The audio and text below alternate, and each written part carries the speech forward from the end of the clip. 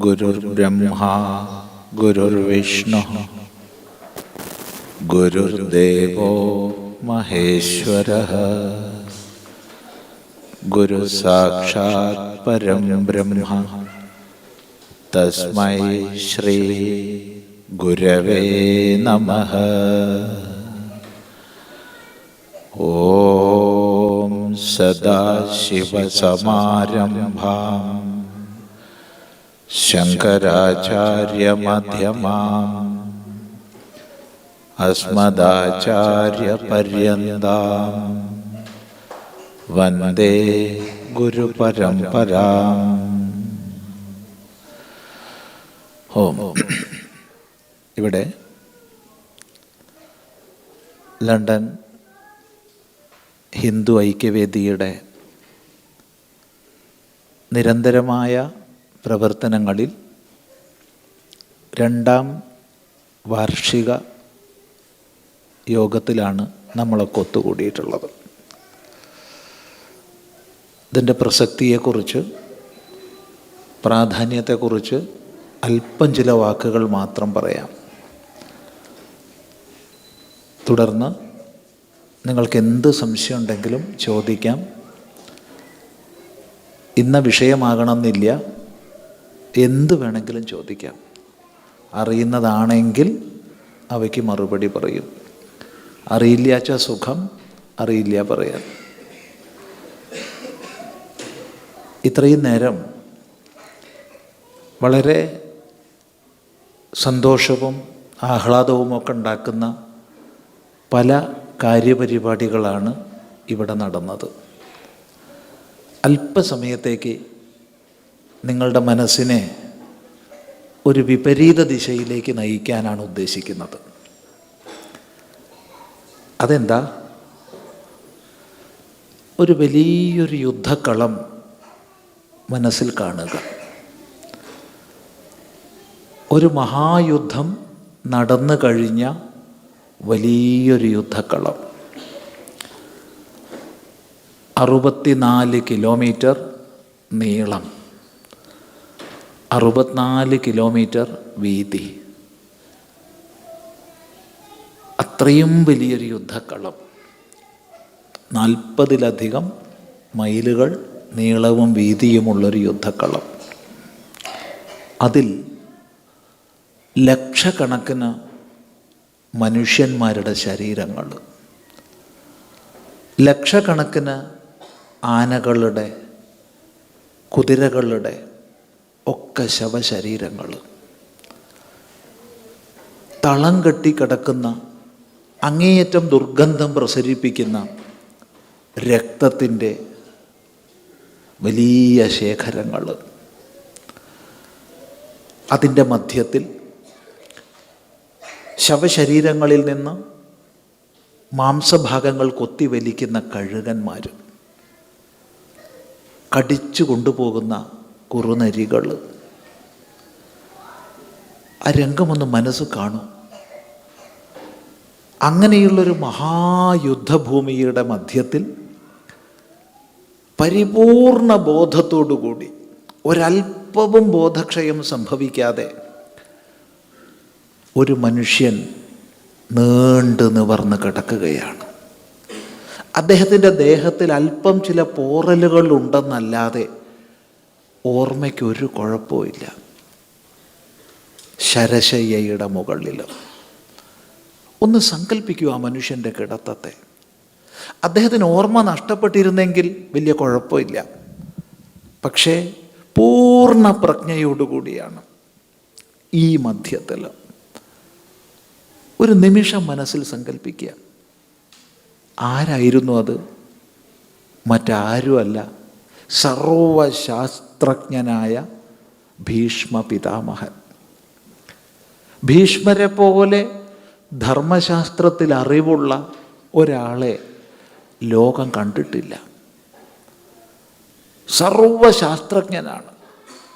പക്ഷേ അവസാനം കിടക്കുന്ന അവസ്ഥയോ, അവസാനം കിടക്കേണ്ടി വന്ന അവസ്ഥയോ ഒന്ന് ചിന്തിക്കുക. ഇവിടെയാണ് നമ്മളൊരു ചോദ്യം ചോദിക്കുന്നത്. എന്തുകൊണ്ടിങ്ങനെ കിടക്കേണ്ടി വന്നു? ഇത്രയും ശാസ്ത്രജ്ഞാനിയായ, വേദാന്തത്തിൻ്റെ സാരം ഗ്രഹിച്ച, ധർമ്മശാസ്ത്രങ്ങളുടെ മർമ്മം മുഴുവൻ മനസ്സിലാക്കിയ,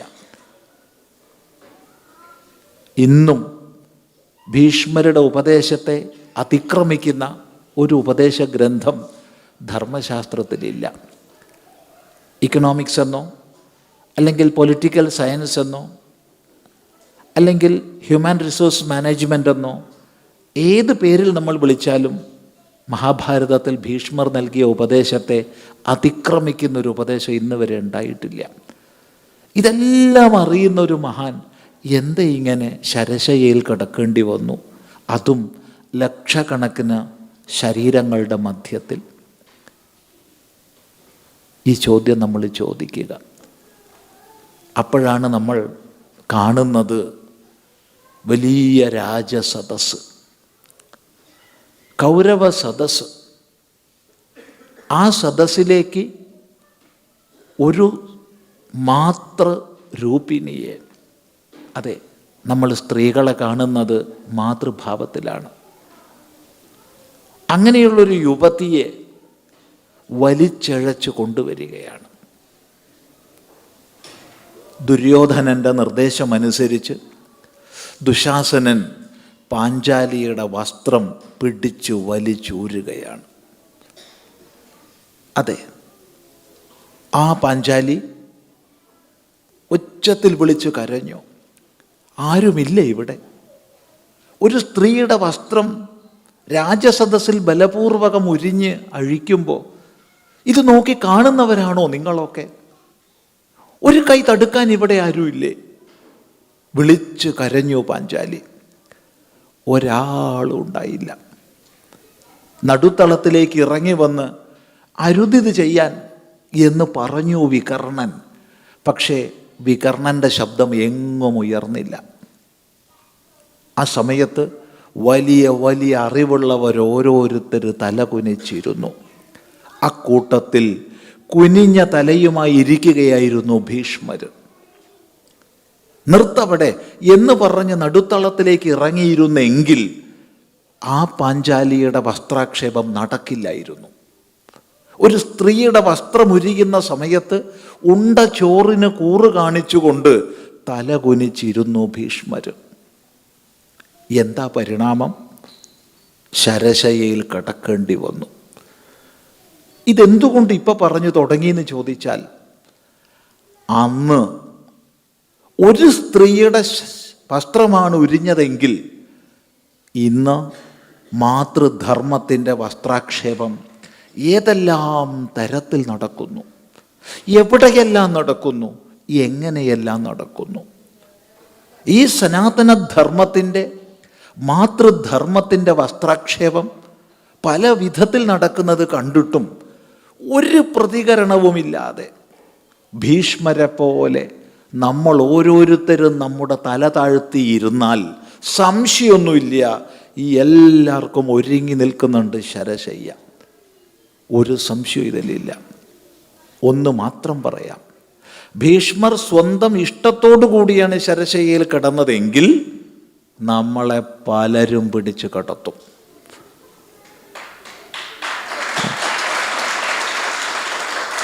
അത് സംഭവിക്കാതിരിക്കണമെങ്കിൽ ഒന്നേ വഴിയുള്ളൂ, ധർമ്മത്തെ രക്ഷിക്കാൻ ഓരോരുത്തരും മുന്നോട്ട് വരിക.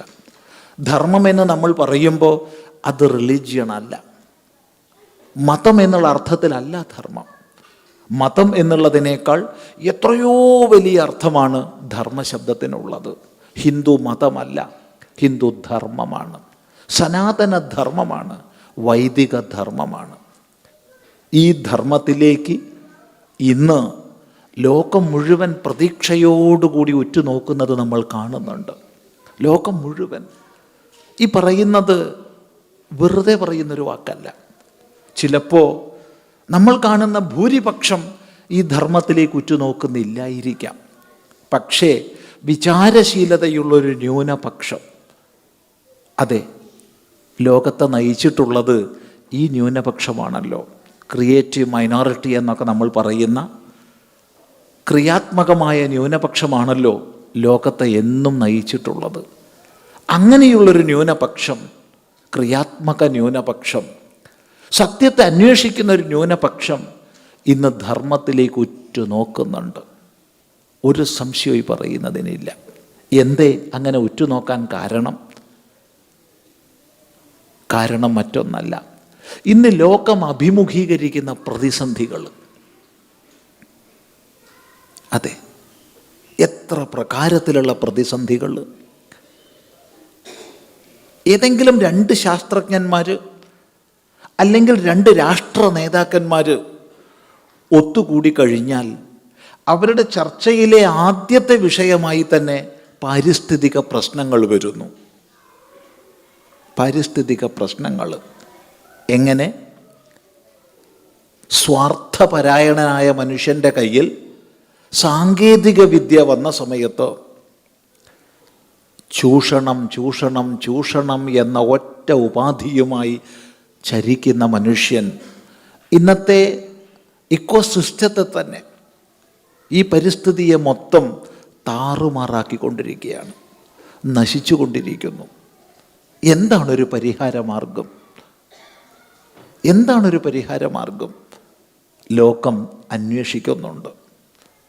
ഒരു ഭാഗത്തുനിന്ന് ഇതൊക്കെ നേരെയാവില്ല, ഇതൊന്നും നേരെയാവാൻ പോകുന്നില്ല എന്ന് പറഞ്ഞിട്ട് ചെറിയൊരു വിഭാഗം നിരാശരായി കഴിയുന്നുണ്ടാവാം. പക്ഷേ വിചാരശീലതയുള്ള, അന്വേഷണത്വരയുള്ള വലിയ സമൂഹം ഇന്ന് ഉറ്റുനോക്കുന്നുണ്ട്.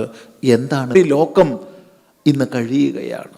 ഒരു രാജ്യം പോലും ഒഴിവില്ലാത്ത വിധം ഏതൊരു വ്യക്തിക്കും നോക്കിയാൽ ഇത് മനസ്സിലാക്കാൻ കഴിയും. ആ രാജ്യങ്ങളുടെ പേരൊന്നും പറയേണ്ട ആവശ്യമില്ല. എല്ലാ രാജ്യങ്ങളും ഭീതിയിലാണ്. എന്തേ കാരണം?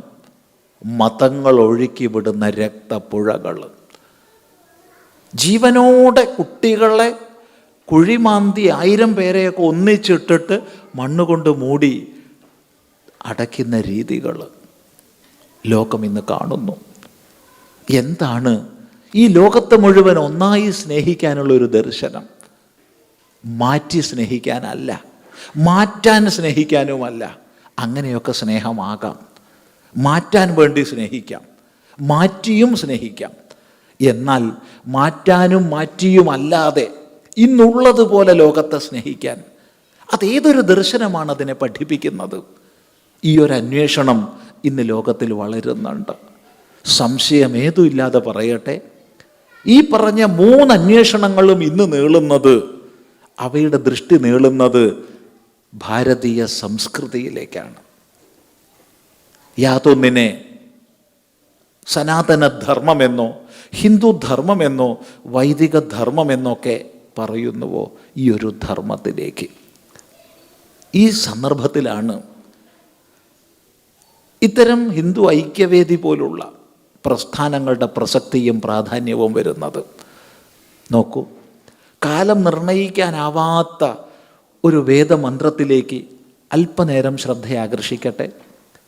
കാലം നിർണയിക്കാൻ അസാധ്യമാണ് ഋഗ്വേദ സംഹിതയുടെ. ആ സംഹിതയുടെ ഏറെക്കുറെ ആരംഭത്തിൽ ദേവതാസ്തുതിയുടെ ഭാഗമായിട്ടാണെങ്കിൽ പോലും ഋഷി ഒരാശയത്തെ മുന്നോട്ട് വെച്ചു. കൃണ്വന്തോ വിശ്വമാര്യം. വലിയൊരാശയമാണ് കൃണ്വന്തോ വിശ്വമാര്യം. ഈ ലോകത്തെ മുഴുവൻ നമുക്ക് ശ്രേഷ്ഠമാക്കി തീർക്കാം. അതെ, ആക്രമിച്ച് കീഴടക്കാമെന്നല്ല, കോളനികൾ സ്ഥാപിക്കാമെന്നല്ല, പിന്നെ ഈ ലോകത്തെ മുഴുവൻ നമുക്ക് ശ്രേഷ്ഠമാക്കി തീർക്കാം. എത്രയൊരു ഉദാത്തമായ സങ്കല്പമെന്ന് നോക്കൂ. എത്ര വലിയൊരു ഉദാത്തമായ സങ്കല്പമാണിത്. കാരണം നോക്കൂ, പ്രാചീന ശാസ്ത്രങ്ങളിലേക്ക് നമ്മൾ നോക്കിക്കഴിഞ്ഞാൽ, കാലം നിർണയിക്കാനാവാത്ത പ്രാചീന ശാസ്ത്രങ്ങളിലേക്ക് നോക്കിക്കഴിഞ്ഞാൽ, കേവലം ശാന്തിയുടെ മന്ത്രങ്ങൾ മാത്രമല്ല ഋഷിമാർ പഠിപ്പിച്ചത്.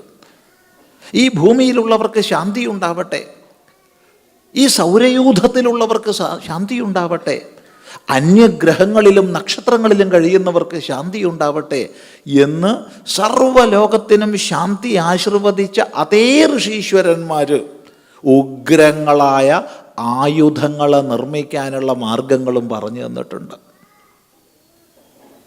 അതെ, എന്തിനാ? വാൽമീകി രാമായണത്തിൽ ലങ്കയെ നിരീക്ഷിക്കുന്ന ഹനുമാൻ കാണുന്നൊരു ഭാഗമുണ്ട്. ലങ്കയുടെ ചുറ്റും പരിധി, ആ പരിധിക്ക് ചുറ്റും കിടങ്ങുകൾ, കിടങ്ങിനും പ്രാകാരത്തിനും മധ്യത്തിലായിട്ട് നിറയെ ശതഘ്നികൾ സ്ഥാപിച്ചിരുന്നു എന്നാണ്. ശതഘ്നി എന്ന് പറഞ്ഞാൽ ഒരു വിക്ഷേപണത്തിന് 100-ലധികം പേരെ കൊല്ലുന്നതാണ് ശതഘ്നി. ഇന്നത്തെ ഭാഷയിൽ മിസൈൽ എന്നൊക്കെ പറയാം. ശതാൻ ഘ്നന്തിതി ശതഘ്നി.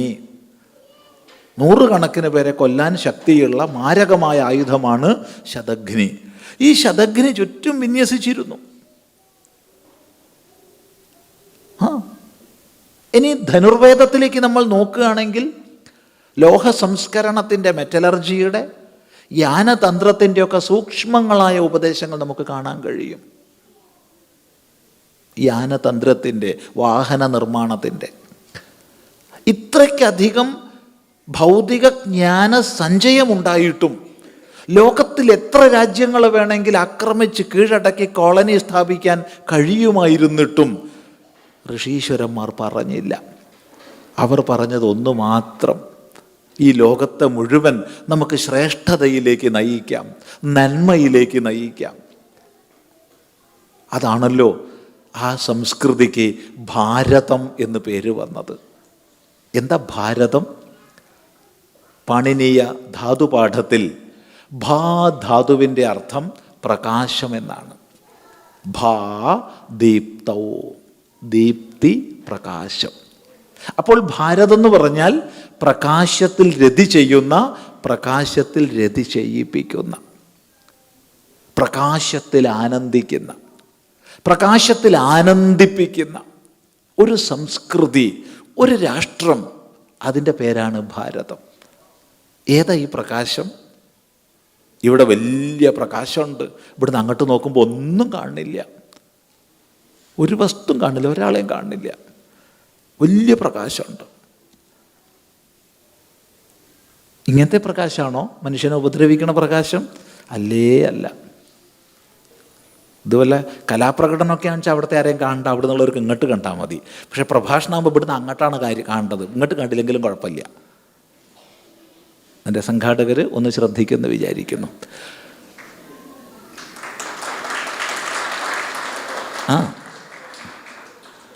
കാരണം അങ്ങോട്ട് കണ്ടാലേ ജനങ്ങളുടെ മുഖം കാണാവൂ. അപ്പോഴേ ലെവൽ ഉയർത്തണോ താഴ്ത്തണോ എന്ന് മനസ്സിലാവുള്ളൂ. നേരെ മറിച്ച് വല്ല കലാപ്രകടനം ആണെന്ന് അങ്ങോട്ട് നോക്കിയിട്ട് കണ്ടാൽ മതി. ഇതിപ്പോൾ ഇങ്ങോട്ട് കണ്ടില്ലെങ്കിലും ഒന്നുമില്ല, ഇവിടുന്ന് അങ്ങോട്ട് ശബ്ദം കേട്ടാൽ മതി. സന്തോഷമായി. ഈ ഒരു മാറ്റം വന്നാൽ മതി. ഈ ഒരു മാറ്റം മാത്രമേ ആവശ്യമുള്ളൂ, വേറൊന്നും ആവശ്യമില്ല. ഇരിക്കട്ടെ. ഈ പ്രകാശമാണോ? അല്ല. പിന്നെ ഏത് പ്രകാശമാ? അറിവിൻ്റെ പ്രകാശം. ഭഗവാൻ ഭാഷ്യകാരൻ ശങ്കരാചാര്യസ്വാമികൾ പഠിപ്പിച്ചു തരും: സർവേഷാം ശോഭമാനാനാം ശോഭനതമാ ഹി വിദ്യ.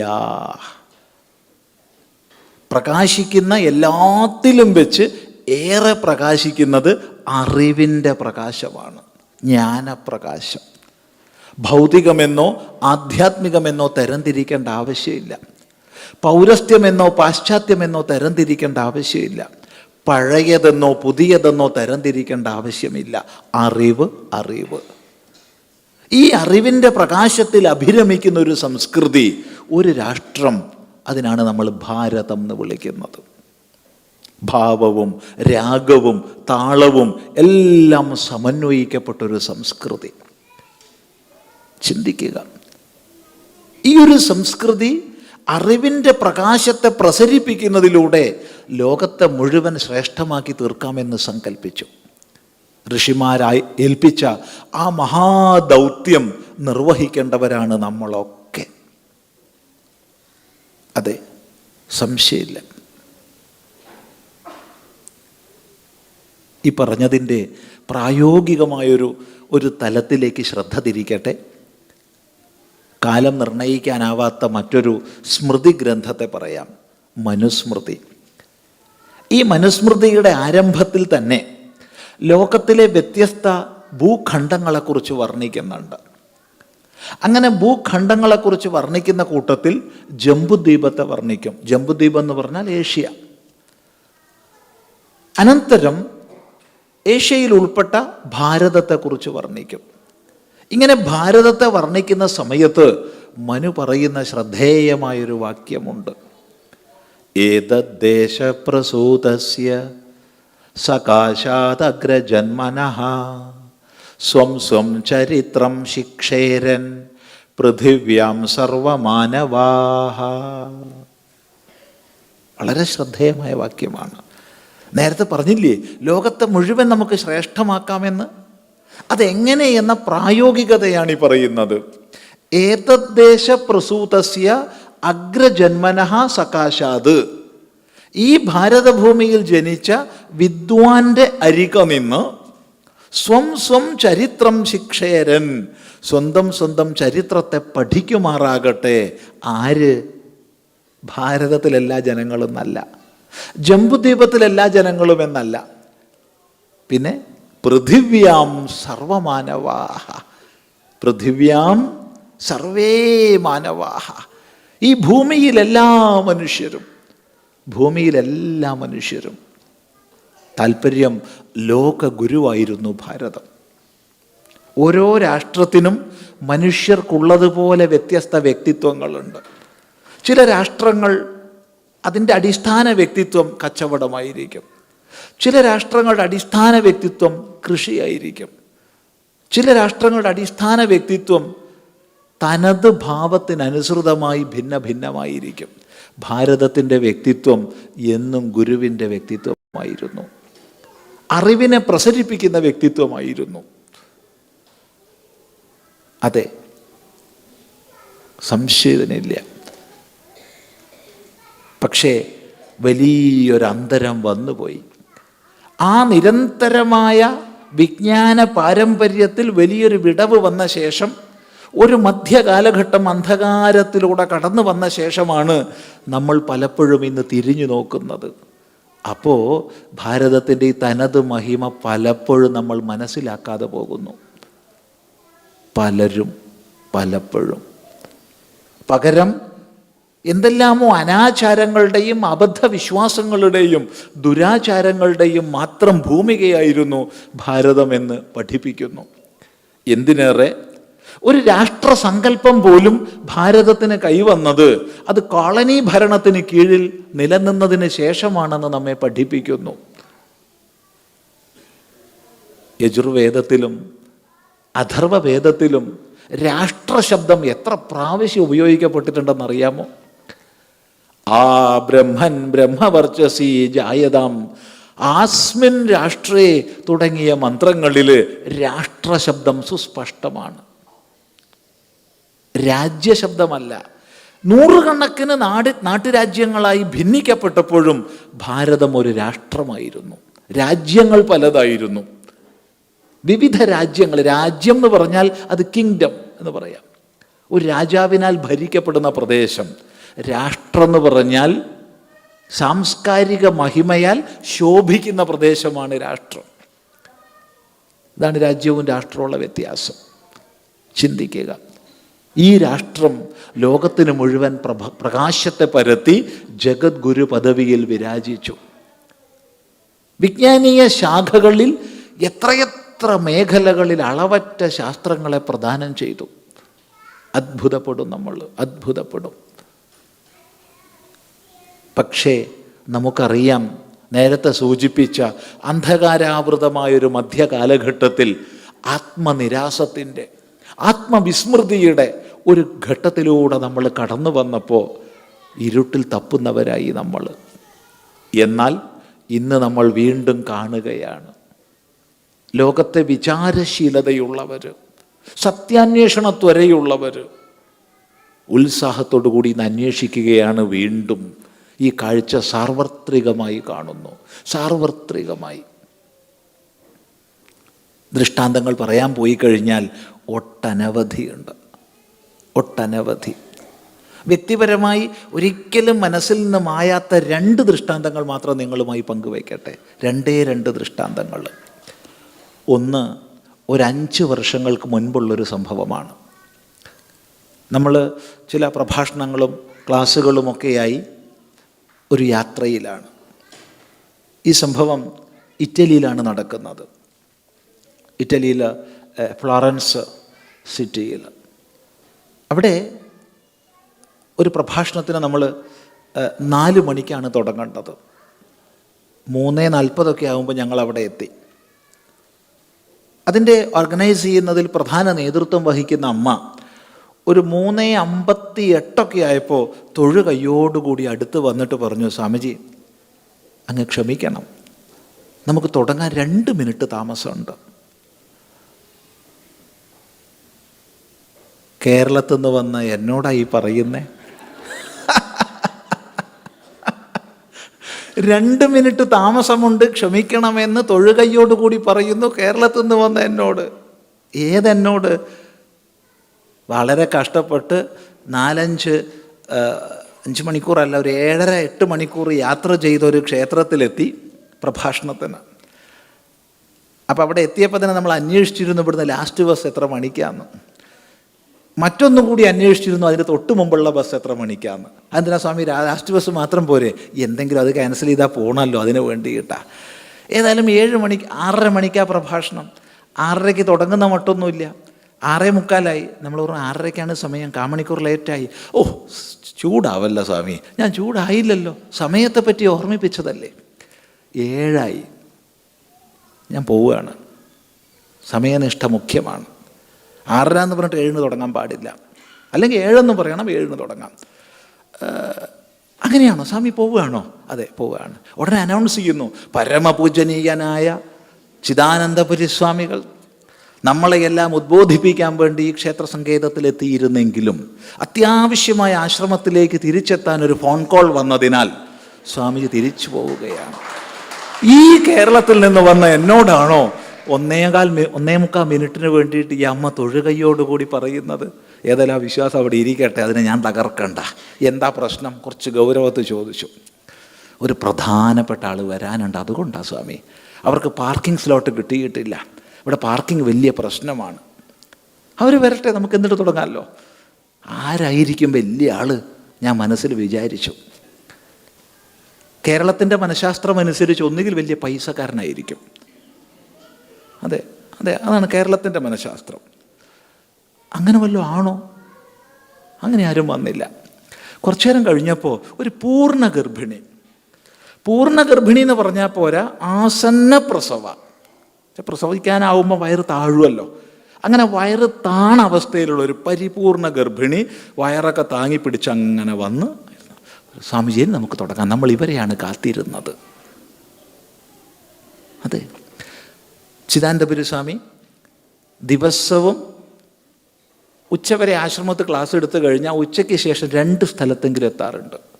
ചില ദിവസങ്ങളിൽ 3 പ്രഭാഷണങ്ങളെങ്കിലും ഒരു ദിവസം ഉണ്ടാവും. അപ്പം നിങ്ങളൊന്ന് കൂട്ടി നോക്കുക, 10-26 കൊല്ലമായിട്ട് എത്ര സ്ഥലത്ത് എത്തിയിട്ടുണ്ടാവുമെന്ന്. ഇന്ന് വരെ ഇത്ര പൂർണ്ണ ഗർഭിണി ഒരു പ്രഭാഷണത്തിന് വരുന്നത് കണ്ടിട്ടില്ല. മലയാളികളാണെങ്കിൽ എനിക്ക് കഴിഞ്ഞ ആഴ്ച ഒരു ജലദോഷം ഉണ്ടായിരുന്നു, അതുകൊണ്ട് വരാൻ വയ്യ. പിന്നെ കുട്ടി സ്കൂളിൽ നിന്ന് എത്ര മണിക്ക് വരും, അതുകൊണ്ട് വരാൻ വയ്യ. എന്തെങ്കിലും ഒഴിവ് പറയാൻ ആഗ്രഹിക്കുന്നവരാണ്. കാലിൻ്റെ അടിയിൽ ചെറിയൊരു തരിപ്പുണ്ടോയെന്നൊരു സംശയം, അത്രയേ ഉള്ളൂ. അതെ, അത്രയൊക്കെ വേണ്ടു നമുക്ക് ഇതൊക്കെ ഒഴിവാക്കാൻ, അല്ലാണ്ടെന്താ, സംശയമില്ല. അപ്പോൾ ഈ സമയത്ത് എൻ്റെ ജീവിതത്തിൽ ആദ്യമായിട്ട് കാണുക, ഇത്ര പൂർണ്ണ ഗർഭിണി ഭഗവാൻ ഇത് പ്രസവിക്കാനായിട്ടുണ്ട്. വന്നു, അവരിരുന്നു, പ്രഭാഷണം തുടങ്ങി. അപ്പം നമ്മൾ ഇവരെ ഇങ്ങനെ ഇടം കണ്ടിട്ട് നോക്കണുണ്ട് കേട്ടോ. പ്രഭാഷണം ചെയ്യുമ്പോഴൊക്കെ ഈ യുവതിയെ, ഗർഭിണിയെ ഇങ്ങനെ ഇടം കണ്ടിട്ട് നോക്കണുണ്ട്. അങ്ങനെ നോക്കി കുറച്ചു നേരം കഴിഞ്ഞപ്പോൾ അവർ കിടക്കണം എന്ന് പറഞ്ഞു. അവരവിടെ കിടന്നു. അവിടെയാണെങ്കിൽ ഈ പ്രഭാഷണം കേൾക്കാൻ വന്ന 99% പേർക്കും ഇംഗ്ലീഷ് അറിയില്ല. അപ്പോൾ ഇറ്റാലിയനിലേക്ക് ട്രാൻസ്ലേറ്റ് ചെയ്യണം. അപ്പോൾ പ്രഭാഷണം ഒരു 2 മണിക്കൂർ, ട്രാൻസ്ലേഷൻ ഒരു 2 മണിക്കൂർ, എല്ലാം കൂടി 4 മണിക്കൂർ ഒന്ന് കണ്ടു. ഇത്രയും സമയം മുഴുവൻ ഈ അമ്മ കേട്ടു മുഴുവൻ. അതുകൊണ്ട് എനിക്കൊരു കൗതുകമായി. പ്രഭാഷണം കഴിഞ്ഞപ്പോൾ നേരെ അവരെടുത്ത് ചെന്നു, ചേർത്ത് പിടിച്ചു, പേരൊക്കെ ചോദിച്ചു, പറഞ്ഞു. അവർ ഇറ്റാലിയൻ ഗവൺമെൻറ് സർവീസിലൊരു സയൻറ്റിസ്റ്റാണ്, സീനിയർ സയൻറ്റിസ്റ്റാണ്. വളരെ ഗൗരവപൂർണമായ റിസർച്ചിൽ ഏർപ്പെട്ടിരിക്കുകയാണ്. പ്രസവത്തിന് 6 ദിവസമേ ബാക്കിയുള്ളൂ ഡോക്ടർ പറഞ്ഞ കണക്കനുസരിച്ച്. 6 ദിവസം. അവർ ചോദിച്ചു, സ്വാമിജി ഞാൻ എന്തിനാ വന്നതെന്നറിയോ? കേൾക്കാൻ വേണ്ടി. കേൾക്കാൻ വെച്ചാൽ അവിടെ നിന്ന് റെക്കോർഡ് ചെയ്യുന്നുണ്ട്, അതെനിക്ക് പിന്നെ കേട്ടാൽ പോരെ. പിന്നെ എന്തിനാ പറയൂ? സ്വാമിയിൽ നിന്ന് നേരിട്ട് കേൾക്കാനാ. കാരണം ദാ ഇയാൾ അകത്തുനിന്ന് കേട്ടോളൂ. ആ സംസ്കാരത്തോടു കൂടി ആ കുട്ടി ജനിക്കും. വേദമന്ത്രങ്ങൾ, മന്ത്രത്തിൻ്റെ വ്യാഖ്യാന രൂപമായ പ്രഭാഷണം വയറ്റിലിരുന്ന് ഈ കുട്ടി കേൾക്കും. ആ സംസ്കാരത്തോടു കൂടി ആ കുട്ടി ജനിക്കും എന്ന് പറഞ്ഞപ്പോൾ നമ്മൾ അമ്മയെ ചേർത്ത് പിടിച്ചിട്ട് പണ്ട് വയറിനോട് വേദാന്തം ഉപദേശിച്ചൊരു കഥ പറഞ്ഞു കൊടുത്തു. നിങ്ങൾക്ക് എത്ര പേർക്ക് അറിയുന്നറിയില്ല. നമ്മളെ നാട്ടിൽ ഇഷ്ടം പോലെ പ്രചാരമുണ്ട്. വിശക്കുന്ന വയറിനോട് വേദാന്തം പറയരുതെന്നൊക്കെ ഒരുപാട് ബാനറുകളൊക്കെ നമ്മളെ സ്വീകരിക്കാൻ വെക്കാറുണ്ട് പലരും. മനസ്സിലായില്ലെന്ന് തോന്നുന്നു പലർക്കും. ഒന്നുകൂടി പറയാം, ചില പ്രഭാഷണ വേദികളിലേക്കൊക്കെ ചെല്ലുന്ന സമയത്ത് വർണ്ണാഭമായ ബാനർ കാണാറുണ്ട്, വിശക്കുന്ന വയറിനോട് വേദാന്തം പറയുന്ന മൂഢന്മാർ എന്നൊക്കെ. ആരായിരിക്കും വയ്ക്കാന്ന് മനസ്സിലായല്ലോ. ശരി, ഏതായാലും കൊള്ളാം. വിശക്കുന്ന വയറിനോടല്ല, വിശപ്പ് മാറിയ വയറിനോട് വേദാന്തം ഉപദേശിച്ച ഒരു പൂർവ്വ ചരിത്രമുണ്ട്. ഹിരണ്യകശിപുവിൻ്റെ ഭാര്യ കയാധു, ഗർഭിണിയായ കയാധുവിനെ കൊല്ലാൻ വേണ്ടി കൊണ്ടുപോവാണ് ഇന്ദ്രൻ. പിടിച്ചു കൊണ്ടുപോവുക. അപ്പം നാരദ മഹർഷി പറഞ്ഞു, പാടില്ല, സ്ത്രീയെ കൊല്ല്, അതും ഗർഭിണിയെ വിട്. നാരദൻ പറഞ്ഞാൽ പിന്നെ ഇന്ദ്രന് നിവൃത്തിയില്ല. ഇപ്പം ഞാനെന്ത് ചെയ്യും? ഇവിടുന്ന് പിടിച്ചു കൊണ്ടുവരികയും ചെയ്തു, ഞാൻ സംരക്ഷിച്ചോളാം. ആ സമയത്താ നാരദനാകെ കൂടി ഒരു സ്ഥലത്ത് സ്ഥിരമായി താമസിച്ചത്. മറ്റൊരു ദിവസം അങ്ങനെ സഞ്ചരിക്കുകയാണല്ലോ. അങ്ങനെ ഒരു കൂടാരം കെട്ടി അവിടെ കയാധുവിനെ വെച്ച് അങ്ങനെ ഭക്ഷണമൊക്കെ കഴിഞ്ഞ് വയറ് നിറച്ചിരിക്കുമ്പോൾ വയറിനെ നോക്കിയിട്ട് വേദാന്തം പറയും.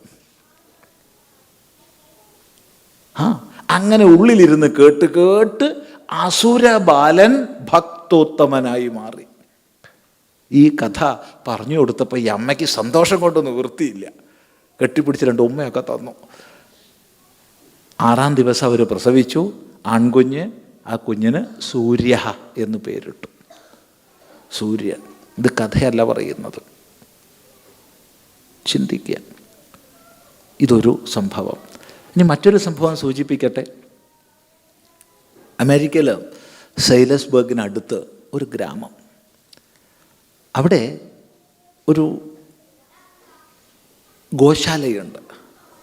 അതിൻ്റെ പേര് ലക്ഷ്മി കൗ സാങ്ച്വറി എന്നാണ്. ന്യൂയോർക്ക് യൂണിവേഴ്സിറ്റിയിൽ മാത്തമാറ്റിക്സ് പ്രൊഫസറായിരുന്നു ഡോക്ടർ ശങ്കര ശാസ്ത്രി. അദ്ദേഹം ഒരുപാട് പോസ്റ്റ് ഗ്രാജുവേഷനും ഒരുപാട് PhD ഒക്കെ ഉള്ള ആളാണ്. ന്യൂയോർക്ക് യൂണിവേഴ്സിറ്റിയിൽ മാത്തമാറ്റിക്സിൻ്റെ പ്രൊഫസറായിരുന്നു. അദ്ദേഹം വോളണ്ടറി റിട്ടയർമെൻ്റ് എടുത്ത് കിട്ടിയ ചില്ലുവാനൊക്കെ കൊണ്ട് ഒരു 45 ഏക്കർ ഭൂമി വാങ്ങി.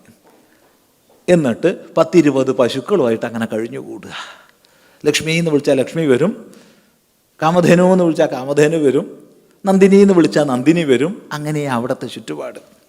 അങ്ങനെ ഒരിക്കൽ നമ്മൾ കാണാൻ പോയി. അവിടെ അടുത്തൊരു പ്രഭാഷണത്തിന് പോയപ്പോൾ കാണാൻ പോയി, ഒക്കെ സംസാരിച്ചു. അപ്പോൾ ഒരു സംശയം, നിങ്ങൾക്കിത് നടത്തിക്കൊണ്ടുപോകാനുള്ള ഇൻകം എവിടുന്നാണ് നമ്മൾ ചോദിച്ചു.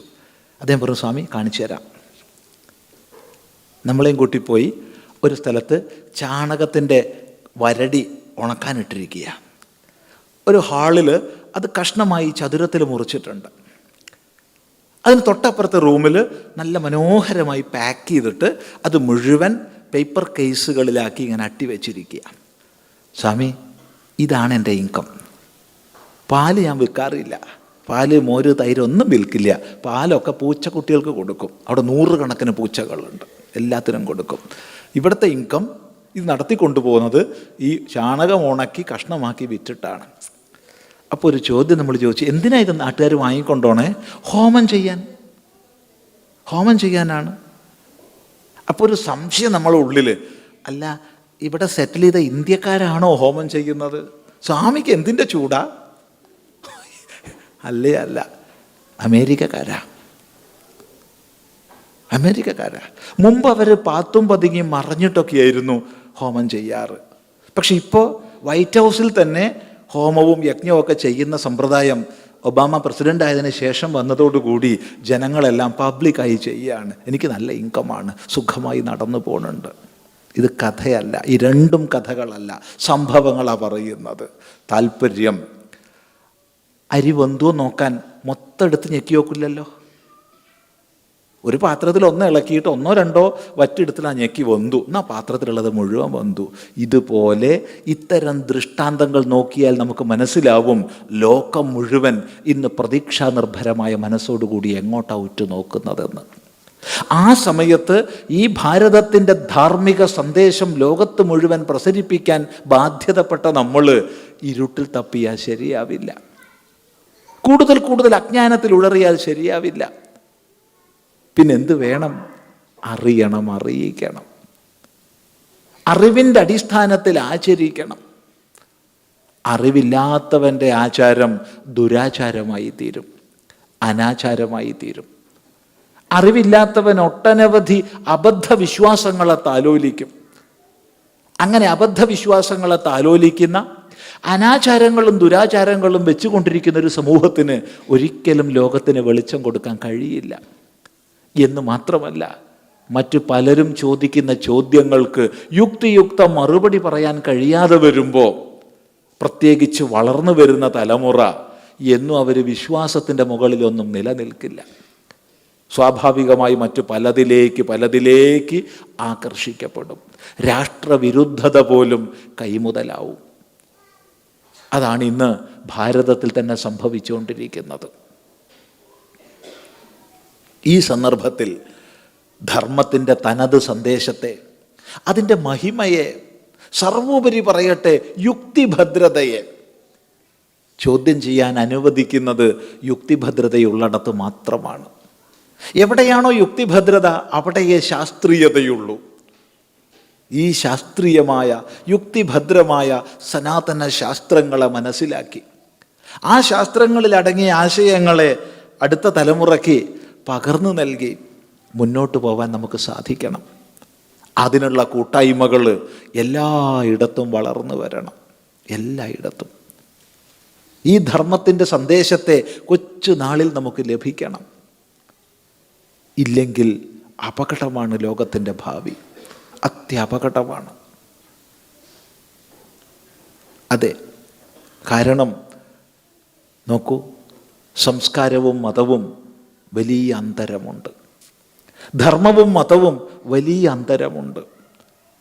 അത് മാത്രം പറഞ്ഞ് ഈ അല്പഭാഷണം ഉപസംഹരിക്കാൻ പോവുകയാണ്. എന്താ അന്തരം? ഒരു 7-8 വർഷങ്ങൾക്ക് മുമ്പ് മലയാള പത്രങ്ങളിലൊക്കെ ഒരു വാർത്ത വന്നു. വയനാട്ടിൽ കാട്ടിൽ ചൂട് സഹിക്കാൻ വയ്യാതെ ആനകൾ പുറത്തേക്ക് ഗ്രാമങ്ങളിലേക്ക് വരുന്നു എന്ന്. ഇതാ വാർത്ത. ഞാൻ വായിച്ചു, എനിക്കൊരെത്തും പിടിയും കിട്ടിയില്ല. ഇതെന്താ ഇത്? ഞാൻ കുറേ കാട്ട് കഴിഞ്ഞ ആളാണ്.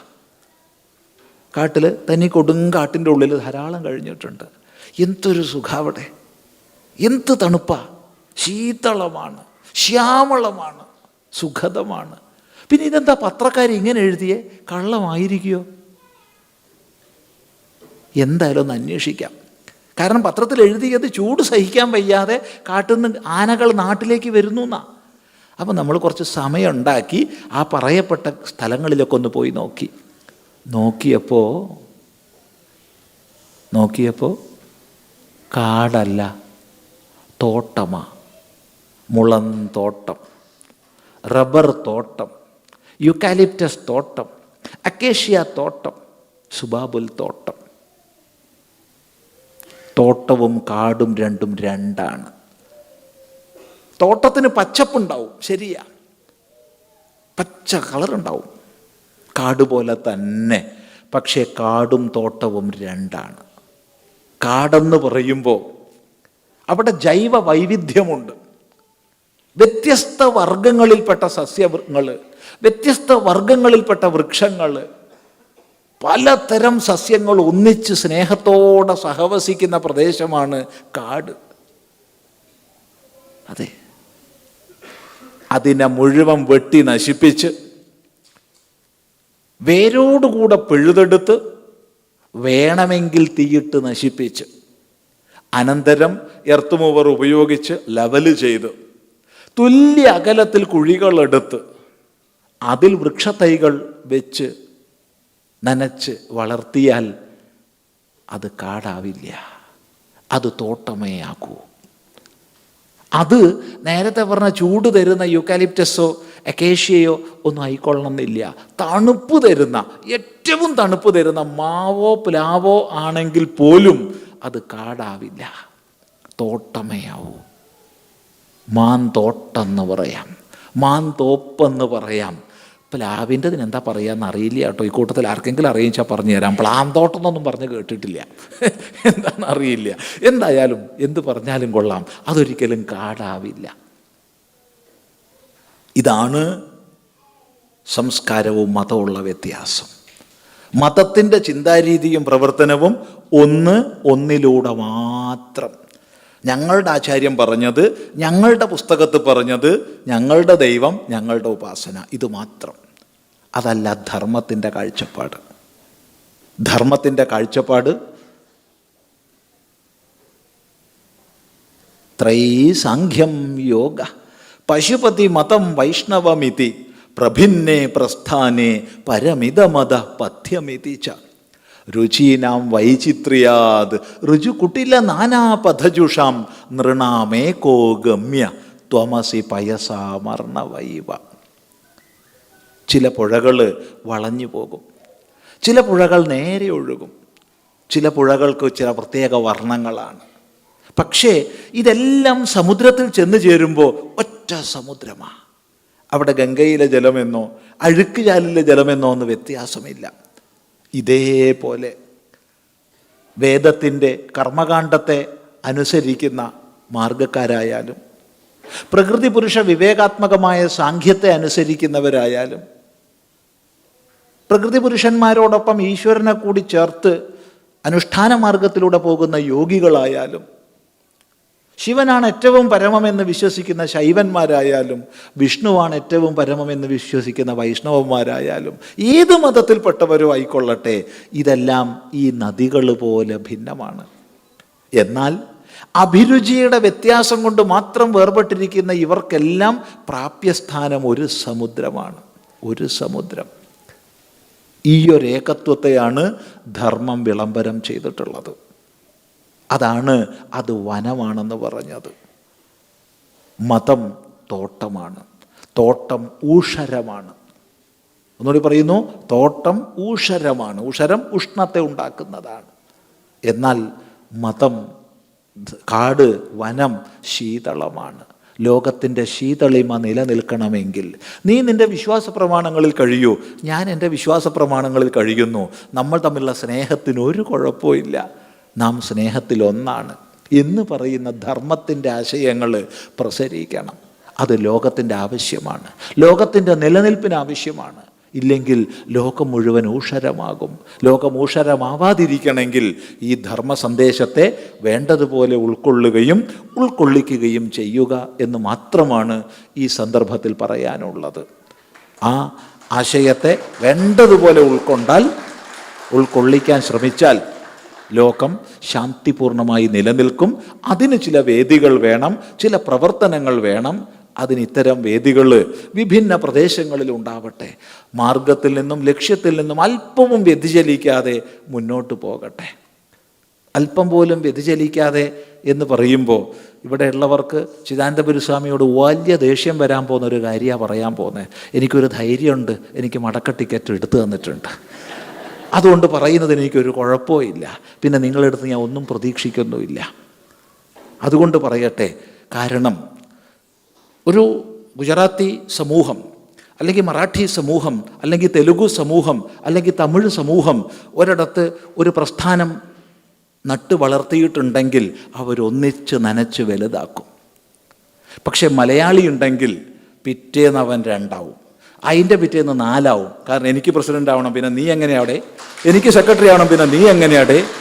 അതുകൊണ്ട് 1-2 കൊല്ലം കൊണ്ട് ഒരു ഓർഗനൈസേഷൻ ഫോർ യൂണിറ്റി എന്നൊക്കെ പേരുണ്ടാവും. അതെന്താവും? 4, 5, 10 ആവും.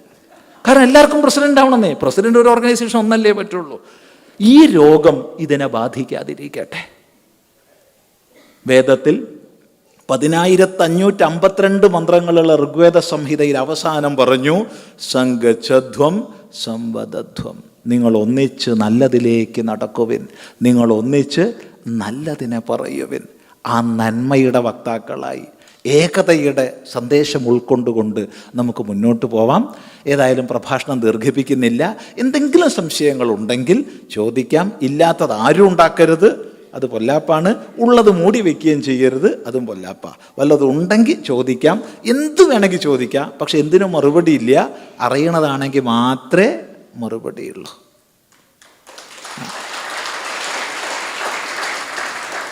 സ്വാമിജിയുമായി സംശയങ്ങൾ കൈമാറാൻ താല്പര്യമുള്ളവർ മുന്നോട്ട് വരേണ്ടതാണ്. സ്വാമിജി പറഞ്ഞതുപോലെ എല്ലാവർക്കും എല്ലാ സംശയങ്ങളും മാറട്ടെ എന്ന് ആശംസിക്കുന്നു. ആർക്കെങ്കിലും എന്തെങ്കിലും ചോദിക്കാനുണ്ടെങ്കിൽ ദയവ് ചെയ്ത് മുമ്പിലേക്ക് വരണം.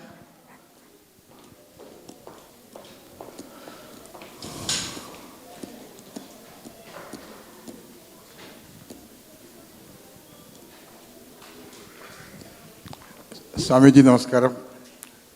അറിവില്ലായകൊണ്ടാണോ അറിവ് വികസിപ്പിക്കാനെന്നറിയില്ല, ധർമ്മത്തെക്കുറിച്ച് സ്വാമി കുറേ സംസാരിച്ചു. പക്ഷെ കർമ്മത്തെക്കുറിച്ചും ഈ കർമ്മം ചെയ്യാതെ അതിന് അനുഭവം കിട്ടാത്തതുകൊണ്ട് പലതും പഴിക്കുന്നവരെ പറ്റിയും സ്വാമിയുടെ എന്താണ് വിവേചനം? നമ്മൾ ഇവിടെ ഹിന്ദു ഐക്യവേദി എന്തിനാന്നുള്ള വിഷയം മാത്രമേ പറഞ്ഞിട്ടുള്ളൂ. വേറൊരു വിഷയത്തിലേക്കും കടന്നിട്ടില്ല. കർമ്മവും ഇല്ല, ജ്ഞാനവും ഇല്ല, ഭക്തിയും ഇല്ല, ഒന്നിലേക്കും കടന്നിട്ടില്ല. ചോദ്യം ധർമ്മത്തെക്കുറിച്ച് പറഞ്ഞു, സൂചന മാത്രം പറഞ്ഞു, കർമ്മത്തെക്കുറിച്ച് പറഞ്ഞില്ല. കർമ്മം എന്നുള്ളത് ഓരോ വ്യക്തിയും ചെയ്യേണ്ടുന്നതാണ്, ചെയ്യുന്നതാണ്. രണ്ടർത്ഥത്തിൽ പറയാം. ഒന്ന് ക്രിയാരൂപത്തെ കർമ്മം എന്ന് പറയും. അതായത് നമ്മൾ നമ്മുടെ കരണങ്ങളെ കൊണ്ട് ചെയ്യുന്നതെന്തോ ക്രിയാരൂപമായത് കർമ്മം. മറ്റൊരർത്ഥം ചെയ്യേണ്ടതെന്തോ അത് കർമ്മം. അപ്പോൾ ഓരോ വ്യക്തിയും ചെയ്യേണ്ടത് കർമ്മം. ഏതായാലും ഒന്ന് പറയാം, നഹി ദേഹഭൃതാശക്യം ത്യക്തും കർമാണ്യശേഷത. ശരീരത്തോടു കൂടി ഇരിക്കുന്ന എല്ലാവർക്കും ഒന്നല്ലെങ്കിൽ മറ്റൊന്ന് ചെയ്തേ മതിയാവും. അപ്പോൾ ഇവിടെയാണ് മനുഷ്യ ജീവിതത്തിൽ വിജയം പ്രാപിക്കാനുള്ള ഒരു അവസ്ഥ. എന്താണ് എൻ്റെ കർമ്മമെന്ന് നമുക്ക് കണ്ടെത്താൻ കഴിയണം. തൻ്റെ ഗുണഘടനയ്ക്കനുസരിച്ചുള്ള കർമ്മമാണ് തൻ്റെ കർമ്മം. അതിനെയാണ് ശാസ്ത്രത്തിൽ സ്വധർമ്മം, സ്വധർമാനുസൃത കർമ്മം എന്നൊക്കെ പറയുന്നത്. അപ്പോൾ സ്വധർമാനുസൃതമായ കർമ്മം എങ്ങനെ തിരിച്ചറിയാൻ പറ്റുമെന്ന് ചോദിച്ചാൽ മറുപടി, ഏത് കർമ്മത്തെ ആചരിക്കുമ്പോഴാണോ ആന്തരികമായി സംതൃപ്തി ഉണ്ടാവുന്നത് അത് സ്വധർമാനുസൃത കർമ്മമാണ്.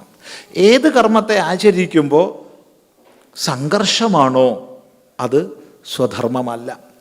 ഇത് മനസ്സിലാക്കാം. ഏതായാലും വളരെ വിസ്തൃതമായി പറയേണ്ട മേഖലയാണ്, സൂചിപ്പിക്കുക മാത്രമാണ് ചെയ്യുന്നത്.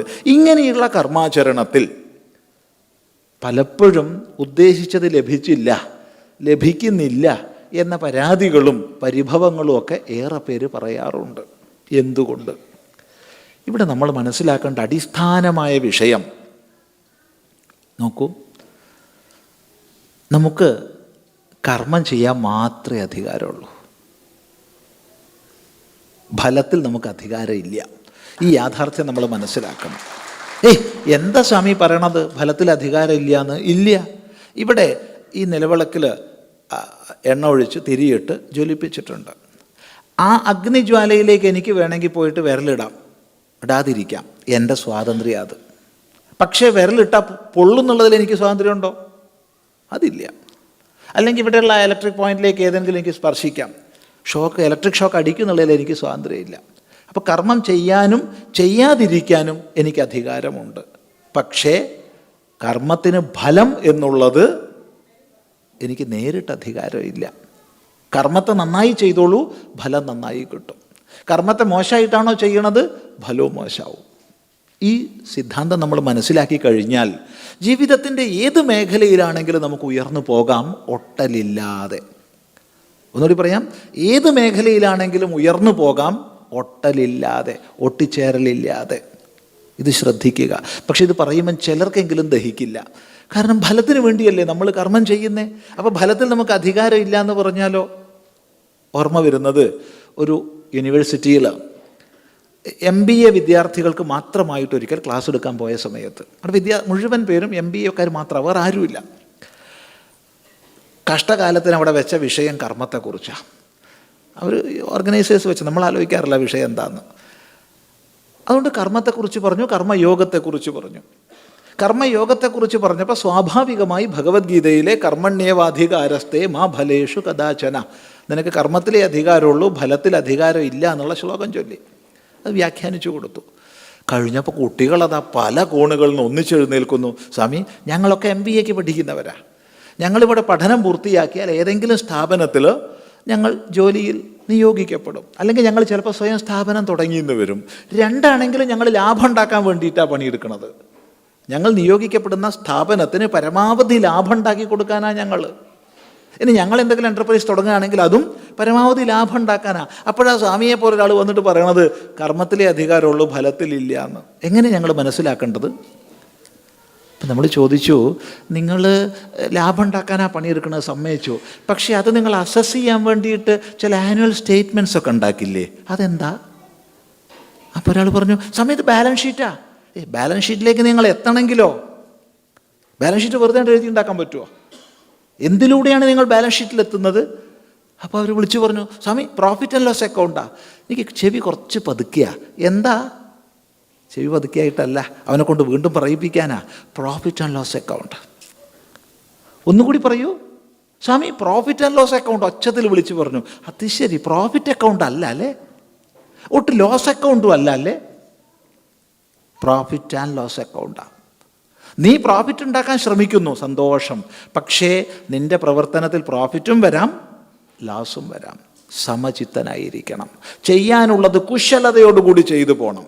നിന്റെ ഭാഗത്തെ കർമ്മത്തിൻ്റെ ദോഷം കൊണ്ടോ സങ്കല്പത്തിൻ്റെ ഹീനത കൊണ്ടോ പരാജയം സംഭവിക്കരുത്. ഇപ്പോൾ പറഞ്ഞത് പ്രത്യേകം ശ്രദ്ധിക്കുക, സങ്കല്പത്തിൻ്റെ ഹീനത.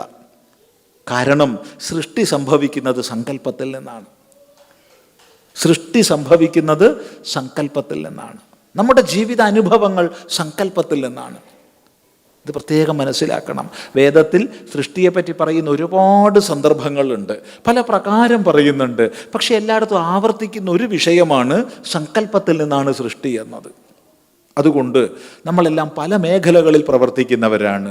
ഏത് മേഖലയിലാണെങ്കിലും നമ്മളെല്ലാം ഉയർന്നു പോകണം, സംശയമില്ല. ജോലിയിലായാലും ബിസിനസ്സിലായാലും എന്തിലായാലും ഉയർന്നു പോകണം. ഉയർന്നു പോകണമെങ്കിൽ ശ്രദ്ധിക്കുക, നമ്മുടെ സങ്കല്പം ശുഭമായിരിക്കണം. ഒരിക്കൽ പോലും വിപരീതമായി സങ്കല്പിക്കരുത്, വിപരീതമായി സങ്കല്പിക്കരുത്. ഇത് പ്രത്യേകം ശ്രദ്ധിക്കുക. പലരും വന്ന് സങ്കടം പറയാറുണ്ട്, സ്വാമി ഇത്ര മുതൽ മുടക്കുണ്ടായിരുന്നു, ഇത്ര പ്രയത്നം ചെയ്തു, എന്നിട്ടും ബിസിനസ് തകർന്നു പോയി, എന്തുകൊണ്ടാണ്? നമ്മൾ ചോദിക്കാറുണ്ട്, ഇത്ര മാൻ പവർ ഉണ്ടായിരുന്നു, ഇത്ര മണി പവർ ഉണ്ടായിരുന്നു എന്നൊക്കെ നിങ്ങൾ പറയുന്നു. പക്ഷെ ഒന്ന് ചോദിക്കട്ടെ, നിങ്ങളുടെ പ്രവർത്തന പദ്ധതിയിൽ എപ്പോഴെങ്കിലും നിങ്ങൾ വിപരീതമായി സങ്കല്പിച്ചോ? ഒന്നും നേരെയാവില്ല, ഇതൊന്നും ശരിയാവില്ല എന്ന് സങ്കല്പിച്ചുവോ? പാടില്ല. അതുകൊണ്ട് സങ്കല്പങ്ങൾ ശുദ്ധമാകട്ടെ, സങ്കല്പങ്ങൾ നമ്മളെ ഉയർത്തുന്നതാകട്ടെ. എന്നിട്ട് വരുന്നതിനെ സ്വീകരിക്കുക സമചിത്തതയോടുകൂടി. അതിനെ നമുക്ക് കഴിയൂ എന്ന് മനസ്സിലാക്കുക. വിസ്തരിച്ച് പറയേണ്ട മറുപടിയാണ്, ഏറ്റവും ചുരുക്കത്തിലാണ് പറഞ്ഞത്. മറ്റെന്തെങ്കിലും ഉണ്ടെങ്കിലാവാം.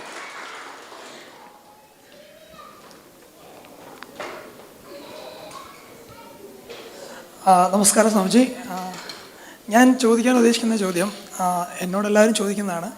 നമ്മുടെ ഹൈന്ദവ ധർമ്മത്തിൽ അല്ലെ ഹൈന്ദവ സംസ്കാരത്തിൽ 30 മുക്കോടി ദേവതാ സങ്കല്പം ഉണ്ടല്ലോ. അപ്പം നിങ്ങൾക്ക് എന്താ ഒരെണ്ണത്തിന് ഒരു ദേവൻ അല്ലെ മറ്റൊരെണ്ണത്തിന് മറ്റൊരു ദേവൻ, ശിവൻ, കൃഷ്ണൻ, വിഷ്ണു, അങ്ങനെ പല പേരുകൾ അറിയപ്പെടുന്നത്? അതൊരു ക്വസ്റ്റ്യനാണ്. രണ്ടാമത്തെ ക്വസ്റ്റ്യൻ, എനിക്ക് തോന്നുന്നു യുഗങ്ങൾക്ക് മുൻപേ ഉണ്ടായതാണ് നമ്മുടെ ഹൈന്ദവ സംസ്കാരം. ആ സംസ്കാരത്തിൻ്റെ കൂടെ ഉണ്ടായ അല്ല അതിന് ശേഷമുണ്ടായ സംസ്കാരങ്ങളൊക്കെ തന്നെ നഷ്ടപ്പെട്ടെങ്കിലും ഇപ്പോഴും നല്ല വ്യക്തിപ്രഭാവത്തോടു കൂടി തന്നെ നിലനിൽക്കുന്ന ഒരു സംസ്കാരമാണ് നമ്മുടെ ഹൈന്ദവ സംസ്കാരം. അതിൻ്റെ മാസ്മരികത എന്താണെന്ന് കൂടെ പറഞ്ഞു തരണം. ഇവിടെ രണ്ട് വ്യത്യസ്തങ്ങളായ പ്രശ്നങ്ങളാണ്. ഒന്നാമത്തെ പ്രശ്നം 30 മുക്കോടി ദേവതകളുണ്ടല്ലോ എന്നുള്ളതാണ്. പോരാ. കാരണം ലോകത്തിലെ പോപ്പുലേഷൻ 30 മുക്കോടി കവിഞ്ഞു. 30 മുക്കോടി പോരാ നമുക്ക് ദേവതകൾ, കോടാനുകോടി വേണം.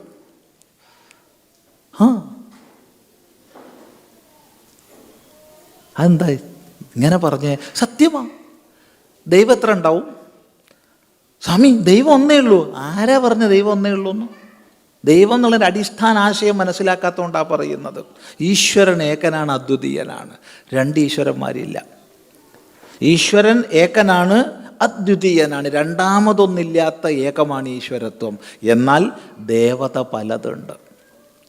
ഈ പ്രപഞ്ച പ്രതിഭാസങ്ങളുടെ മുഴുവൻ പിന്നിലുള്ള അധിനിയമങ്ങൾക്കാണ് നമ്മൾ ദേവത എന്ന് പറയുന്നത്. വായു പ്രവഹിക്കുന്നുണ്ടോ? അഗ്നി ജ്വലിക്കുന്നുണ്ടോ? ജലം പ്രസരിക്കുന്നുണ്ടോ? സൃഷ്ടി ഉണ്ടാവുന്നുണ്ടോ? സ്ഥിതി സംഭവിക്കുന്നുണ്ടോ? സംഹാരം നടക്കുന്നുണ്ടോ? മഴ പെയ്യുന്നുണ്ടോ? കുഞ്ഞ് കരയുന്നുണ്ടോ? ചിരിക്കുന്നുണ്ടോ? ഏതൊരു പ്രതിഭാസത്തിൻ്റെ പിന്നിലും ഒരു അധിനിയമമുണ്ട്. ഈ പ്രപഞ്ച പ്രതിഭാസങ്ങളുടെ പിന്നിലുള്ള അധിനിയമങ്ങളെയാണ് നമ്മൾ ദേവതാ ശബ്ദം കൊണ്ട് പറയുന്നത്. അപ്പോൾ എത്ര ദേവത ഉണ്ട്? കോടാനുകോടി ദേവതകളുണ്ട്.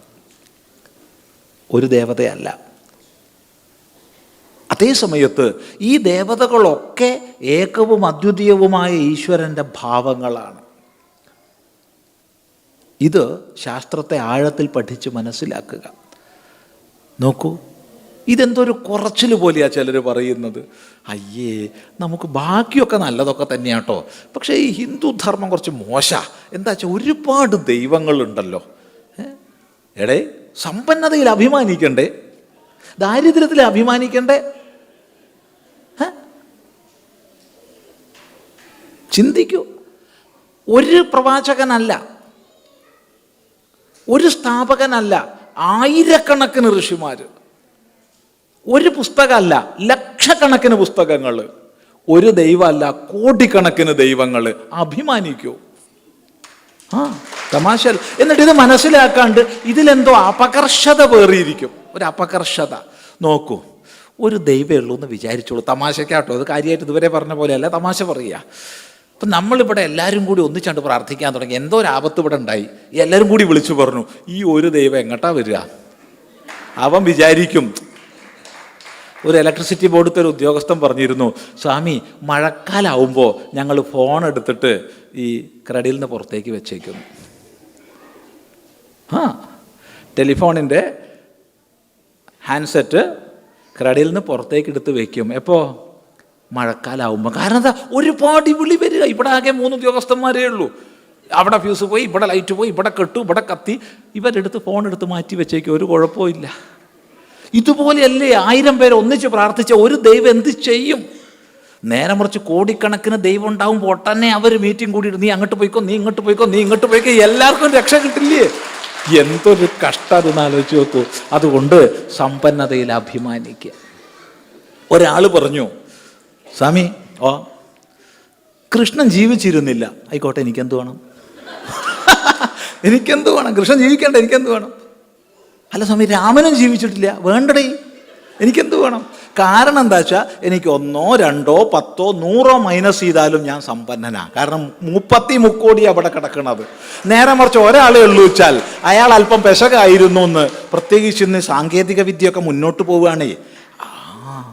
1200 കൊല്ലം മുമ്പ് മരിച്ചുപോയ ഒരാളുടെ തലയോടും കയ്യിൻ്റെയും കാലിൻ്റെയും എല്ല് കിട്ടിയിട്ട് ബാക്കി ഇന്നത്തെ സയൻസും ടെക്നോളജിയും ഉപയോഗിച്ച് ഡെവലപ്പ് ചെയ്ത് അയാളുടെ സ്വഭാവം വരെ പറഞ്ഞ ലേഖനം വായിക്കുകയുണ്ടായി.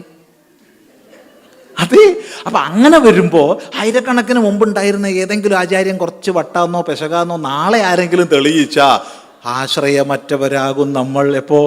ഒന്നേ ഉള്ളൂ വെച്ചാ. അതുകൊണ്ട് ഇത് ആയിരക്കണക്കിനുള്ളതുകൊണ്ട് ഒരു പ്രശ്നമില്ല. ഞാൻ സമ്പന്നനായിരിക്കും എന്നൊന്ന് മനസ്സിലാക്കുക. ഞാൻ വലിയ മുതലാളിയാ, ഒരു കുഴപ്പമില്ല. അതുകൊണ്ട് അഭിമാനിക്കുക. പക്ഷെ അതിനു മുമ്പ് അറിയണം ദേവതയും ഈശ്വരനും തമ്മിലുള്ള വ്യത്യാസം എന്താണെന്ന്. ഈശ്വരത്വം ഏകമാണ്, അദ്വിതീയമാണ്. അത് മനസ്സിലാക്കണം. ദേവത പലതുണ്ട്. ഇവിടെ ഒരൊറ്റ ഇലക്ട്രിസിറ്റി ദാ ഈ പ്രകാശമായിട്ട് പ്രവർത്തിക്കുന്നു. അത് തന്നെ ഒരു ഫാനിനുള്ളിൽ ചെന്നാൽ വേറെ ടൈപ്പ് ഓഫ് എനർജി ആയിട്ട് മാറും. അത് തന്നെ വേറൊരു യന്ത്രത്തിൽ ചെല്ലുമ്പോൾ വേറൊന്നാവും. അത് തന്നെ വേറൊന്നിൽ വേറൊന്നാവും. എന്നാൽ ഇതൊന്ന് കാണണം എന്ന് വിചാരിച്ചാലോ ഒന്നും കാണുന്നുമില്ല. തൊട്ടാ വിവരം അറിയും. അത്രയേ ഉള്ളൂ. മാനിഫെസ്റ്റേഷൻ പല പ്രകാരമാണ്. അത്ര മാത്രമേ ഉള്ളൂ. ഈശ്വരൻ ഏകൻ, ദേവത പലത്. അപ്പോൾ ഇത് നല്ലപോലെ പഠിക്കുക. ഇത് ആഴത്തിൽ പഠിക്കുക. അതാണ് പറയാനുള്ളത്. ഇനി മറ്റൊരു ചോദ്യം ചോദിച്ചത്, കാലം നിർണയിക്കാനാവാത്ത അത്ര പ്രാചീനമായൊരു സംസ്കൃതിയാണ്, അതുപോലുണ്ടായിരുന്നവ കാലഗതിയിൽ നശിച്ചു, എന്തുകൊണ്ട് ഈ സനാതനധർമ്മം നശിച്ചില്ല? ഇത് പ്രസക്തമായ ചോദ്യമാണ്. കാരണം നമ്മൾ പല പ്രാചീന സംസ്കാരങ്ങളെക്കുറിച്ച് പഠിക്കുന്നുണ്ട്. നമുക്ക് ഈജിപ്ഷ്യൻ സംസ്കാരത്തെക്കുറിച്ച് കുറച്ചൊക്കെ അറിയാം, ഗ്രീക്ക് സംസ്കാരത്തെക്കുറിച്ച് കുറച്ചൊക്കെ അറിയാം, പ്രീ ക്രിസ്ത്യൻ റോമാ സംസ്കാരത്തെക്കുറിച്ച് കുറച്ചൊക്കെ അറിയാം, ഈ അമേരിക്കയിൽ തന്നെ ഉണ്ടായിരുന്ന ഇങ്കോ മായൻ സംസ്കാരങ്ങളെക്കുറിച്ചൊക്കെ നമുക്ക് കുറച്ചൊക്കെ അറിയാം. പ്രാചീന സംസ്കാരങ്ങൾ, ബബലോണിയൻ സംസ്കാരത്തെക്കുറിച്ച് അറിയാം, പലതിനെക്കുറിച്ച് നമുക്കറിയാം. പക്ഷേ അത്തരം പ്രാചീന സംസ്കാരങ്ങൾ നിലനിന്നു എന്ന് നമ്മൾ മനസ്സിലാക്കുന്ന പ്രദേശത്ത് ഒരു വിദ്യാർത്ഥി പോയി പരിശോധിച്ചാൽ സജീവ സാന്നിധ്യം കാണാൻ കഴിയില്ല. ആകെക്കൂടി നിലനിൽക്കുന്ന ഏക പ്രാചീന സംസ്കാരം ഭാരതീയ സംസ്കാരമാണ്. കുറേ ക്ഷയം പറ്റിയിട്ടുണ്ട്, കുറേ അംഗഭംഗം സംഭവിച്ചിട്ടുണ്ട്, ശരിയാ, എങ്കിലും നിലനിൽക്കുന്നു. എന്താണ് ഇതിൻ്റെ പിന്നിലുള്ള മാസ്മരികത? പറയട്ടെ. മറ്റൊരു പ്രദേശത്തും ഇല്ലാതിരുന്ന സവിശേഷതയാർന്നൊരു പ്രസ്ഥാനം ഈ ധർമ്മത്തെ സംരക്ഷിച്ചു പോന്നു. ഏതാണ് ആ പ്രസ്ഥാനം? മറ്റൊന്നല്ല, കുടുംബം. ശ്രദ്ധിക്കുക, കുടുംബം. മാതൃദേവോഭവ, പിതൃദേവോഭവ തുടങ്ങിയ മന്ത്രങ്ങളുടെ അടിസ്ഥാനത്തിൽ രൂപപ്പെട്ട കുടുംബ വ്യവസ്ഥ, അമ്മിഞ്ഞ പാലിനോടൊപ്പം ആശയങ്ങളും ആദർശങ്ങളും തലമുറകളിൽ നിന്ന് തലമുറകളിലേക്ക് പകർന്നു നൽകിയ കുടുംബ വ്യവസ്ഥ. ഈ കുടുംബ വ്യവസ്ഥയാണ് നമ്മുടെ ധർമ്മത്തെ, സംസ്കൃതിയെ സംരക്ഷിച്ചത്. ഇത് വളരെ ഗൗരവത്തോടു കൂടി കേൾക്കണം. എന്തുകൊണ്ടെന്നാൽ ഇന്ന് നമ്മുടെ കുടുംബ ബന്ധങ്ങൾ വളരെയധികം ശിഥിലമായി കൊണ്ടിരിക്കുന്നുണ്ട്. കേരളത്തിൽ തന്നെ 1970കളിൽ 5-10% ഡിവോഴ്സുകൾ നടന്നിരുന്നത്. ഇന്ന് 35%. 40 വർഷം കൊണ്ട് വർദ്ധിച്ചത് 30% ഡിവോഴ്സുകളാണ്. ചിന്തിക്കുക, അതിഭീകരമാണ്. അതുകൊണ്ട് കുടുംബത്തിൻ്റെ സ്നേഹബന്ധം ഊട്ടിയുറപ്പിക്കുക. കുടുംബത്തിൻ്റെ സ്നേഹബന്ധം, കുടുംബം നിലനിന്നാൽ മാത്രമേ ധർമ്മം നിലനിൽക്കൂ. അല്ലാണ്ട് പുസ്തകങ്ങളിലൂടെ നിലനിൽക്കില്ല, പ്രഭാഷണങ്ങളിലൂടെ നിലനിൽക്കില്ല. അത് കുടുംബത്തിലൂടെയേ ഉള്ളൂ. അതുകൊണ്ട് ധർമ്മം നിലനിൽക്കണോ, കുടുംബത്തെ നിലനിർത്തൂ. സാന്ദർഭികമായി പറയട്ടെ, ധർമ്മശബ്ദവും കുടുംബശബ്ദവും ഒരേ അർത്ഥമാണ്. കുടുംബശബ്ദത്തിൻ്റെ അർത്ഥം കുടുംബയതി ഇത് കുടുംബം എന്നാണ്. അതായത് ഒന്നിച്ച് ചേർക്കുന്നതെന്തോ അതാണ് കുടുംബം. കുടുംബ ധാരണേ എന്നുള്ള പാണിനീയത്തിലെ ചുരാതി ഗണത്തിലെ ധാതുവിൽ നിന്നാണ് കുടുംബശബ്ദം ഉണ്ടാവുന്നത്. അപ്പോൾ കുടുംബയതി, ഒന്നിച്ച് ചേർത്ത് കോർത്ത് നിർത്തുന്നത് എന്തോ അതാണ് കുടുംബം. ധർമ്മം എന്ന് പറഞ്ഞാലും അത് തന്നെയാണ്. ധാരണേ എന്നുള്ള ധാതുവിൽ നിന്നാണ് ധർമ്മശബ്ദം ഉണ്ടാവുന്നത്. അതുകൊണ്ട് എല്ലാവരും കുടുംബത്തെ ശ്രദ്ധിക്കുക. ഒന്ന് മാത്രം പറയട്ടെ, ഒന്ന് മാത്രം, വീട്ടിലെല്ലാവരും ഒത്തൊരുമിച്ചിരുന്ന് ഭക്ഷണമെങ്കിലും ഒന്ന് കഴിക്കുക. വീട്ടിലെല്ലാവരും ഒത്തൊരുമിച്ച് സന്ധ്യാസമയത്ത് നാമം ജപിക്കണം, അതൊക്കെ അവിടെ നിൽക്കട്ടെ. വേണ്ടെന്നല്ല പറഞ്ഞാൽ, അത് വേണം, നിർബന്ധമാണ്. പക്ഷെ ഇതെങ്കിലും ഒന്ന് ചെയ്യുമോ? വീട്ടിലെല്ലാവരും ഒത്തൊരുമിച്ചിരുന്ന് ഭക്ഷണം കഴിക്കുക. അച്ഛനും അമ്മയും മക്കളും ഒന്നിച്ചിരുന്ന് ഭക്ഷണം കഴിക്കുക. ഇതെപ്പോഴാ, എങ്ങനെയാ? പല കുട്ടികളും പറയുന്നു, സ്വാമി ഞാൻ അച്ഛനെ കണ്ടിട്ട് കാലങ്ങളായി. അതെ, അമ്മയെ കണ്ടിട്ട് കാലങ്ങളായി. അമ്മ തൊഴിലിന് പോവുക, എന്നെ നോക്കാൻ തൊഴിലിന് ആളെ വെച്ചിരിക്കുക. അമ്മ തൊഴിലിന് പോവുക, എന്നെ നോക്കാൻ തൊഴിലിന് ആളെ വെച്ചിരിക്കുക. കുട്ടികളുടെ നൊമ്പരങ്ങൾ, കുടുംബങ്ങളുടെ തകർച്ചകൾ ഭീകരമാണ്. അതുകൊണ്ട് കുടുംബത്തെ ഒന്ന് ശ്രദ്ധിക്കുക. അത് മാത്രമേ ഈ ധർമ്മത്തെ നിലനിർത്തൂ എന്ന് മനസ്സിലാക്കുക. ഏതായാലും സവിശേഷതയാർന്ന കുടുംബ സങ്കല്പമാണ് നമ്മെ സംരക്ഷിച്ച് നിർത്തിയതെന്നുള്ളതിൽ ഒരു സംശയവുമില്ല. മറ്റെന്തെങ്കിലും ഉണ്ടെങ്കിൽ ആവാം. സമയനിഷ്ഠ നോക്കിക്കൊള്ളണം. വേഗം വൈകണ്ട. ഒന്നുമില്ലെങ്കിൽ നമുക്ക് ഉപസംഹരിക്കാം. എന്തെങ്കിലും ഉണ്ടെങ്കിൽ ചോദിക്കാം.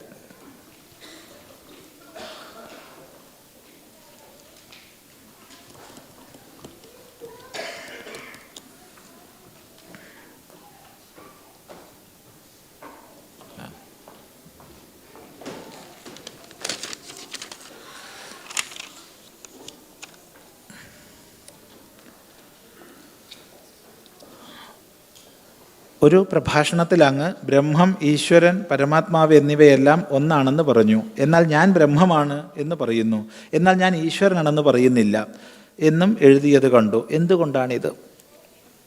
നോക്കൂ, ഇവിടെ വളരെ ഉയർന്നൊരു സംശയമാണിത്. എത്ര പേർക്ക് ദഹിക്കുമെന്നറിയില്ല. ക്രമികമായി പ്രക്രിയയിലൂടെ പറയാനുള്ള സമയവും ഇല്ല. പ്രക്രിയയിലൂടെ ഇത് പറയണമെങ്കിൽ ചുരുങ്ങിയത് 2-3 മാസമെങ്കിലും വേണം. പ്രക്രിയക്കനുസരിച്ച് പറയണമെങ്കിൽ ഒരു നമ്മളങ്ങനെ ഒരു ഡെറിവേഷനിൽ നമ്മൾ എത്തിച്ചേരുമ്പോൾ അതിനൊരു പ്രക്രിയ ഉണ്ട്. അതില്ലാണ്ട് അവസാനത്തെ ഫൈനൽ ആൻസർ മാത്രം പറഞ്ഞാൽ എത്ര പേർക്ക് മനസ്സിലാവും? ആ ഒരു കുഴപ്പമുണ്ട്. അത് മനസ്സിലാക്കുക കേൾക്കുമ്പോൾ. ഇവിടെ ഞാൻ ഞാൻ ഞാൻ എന്ന് നമ്മളൊക്കെ ഏറ്റവും അധികം പ്രാവശ്യം പറയുന്ന വാക്കാണ്, അഥവാ അതിൻ്റെ പ്രത്യയമാണ്. ഏത് ഭാഷയിൽ പറഞ്ഞാലും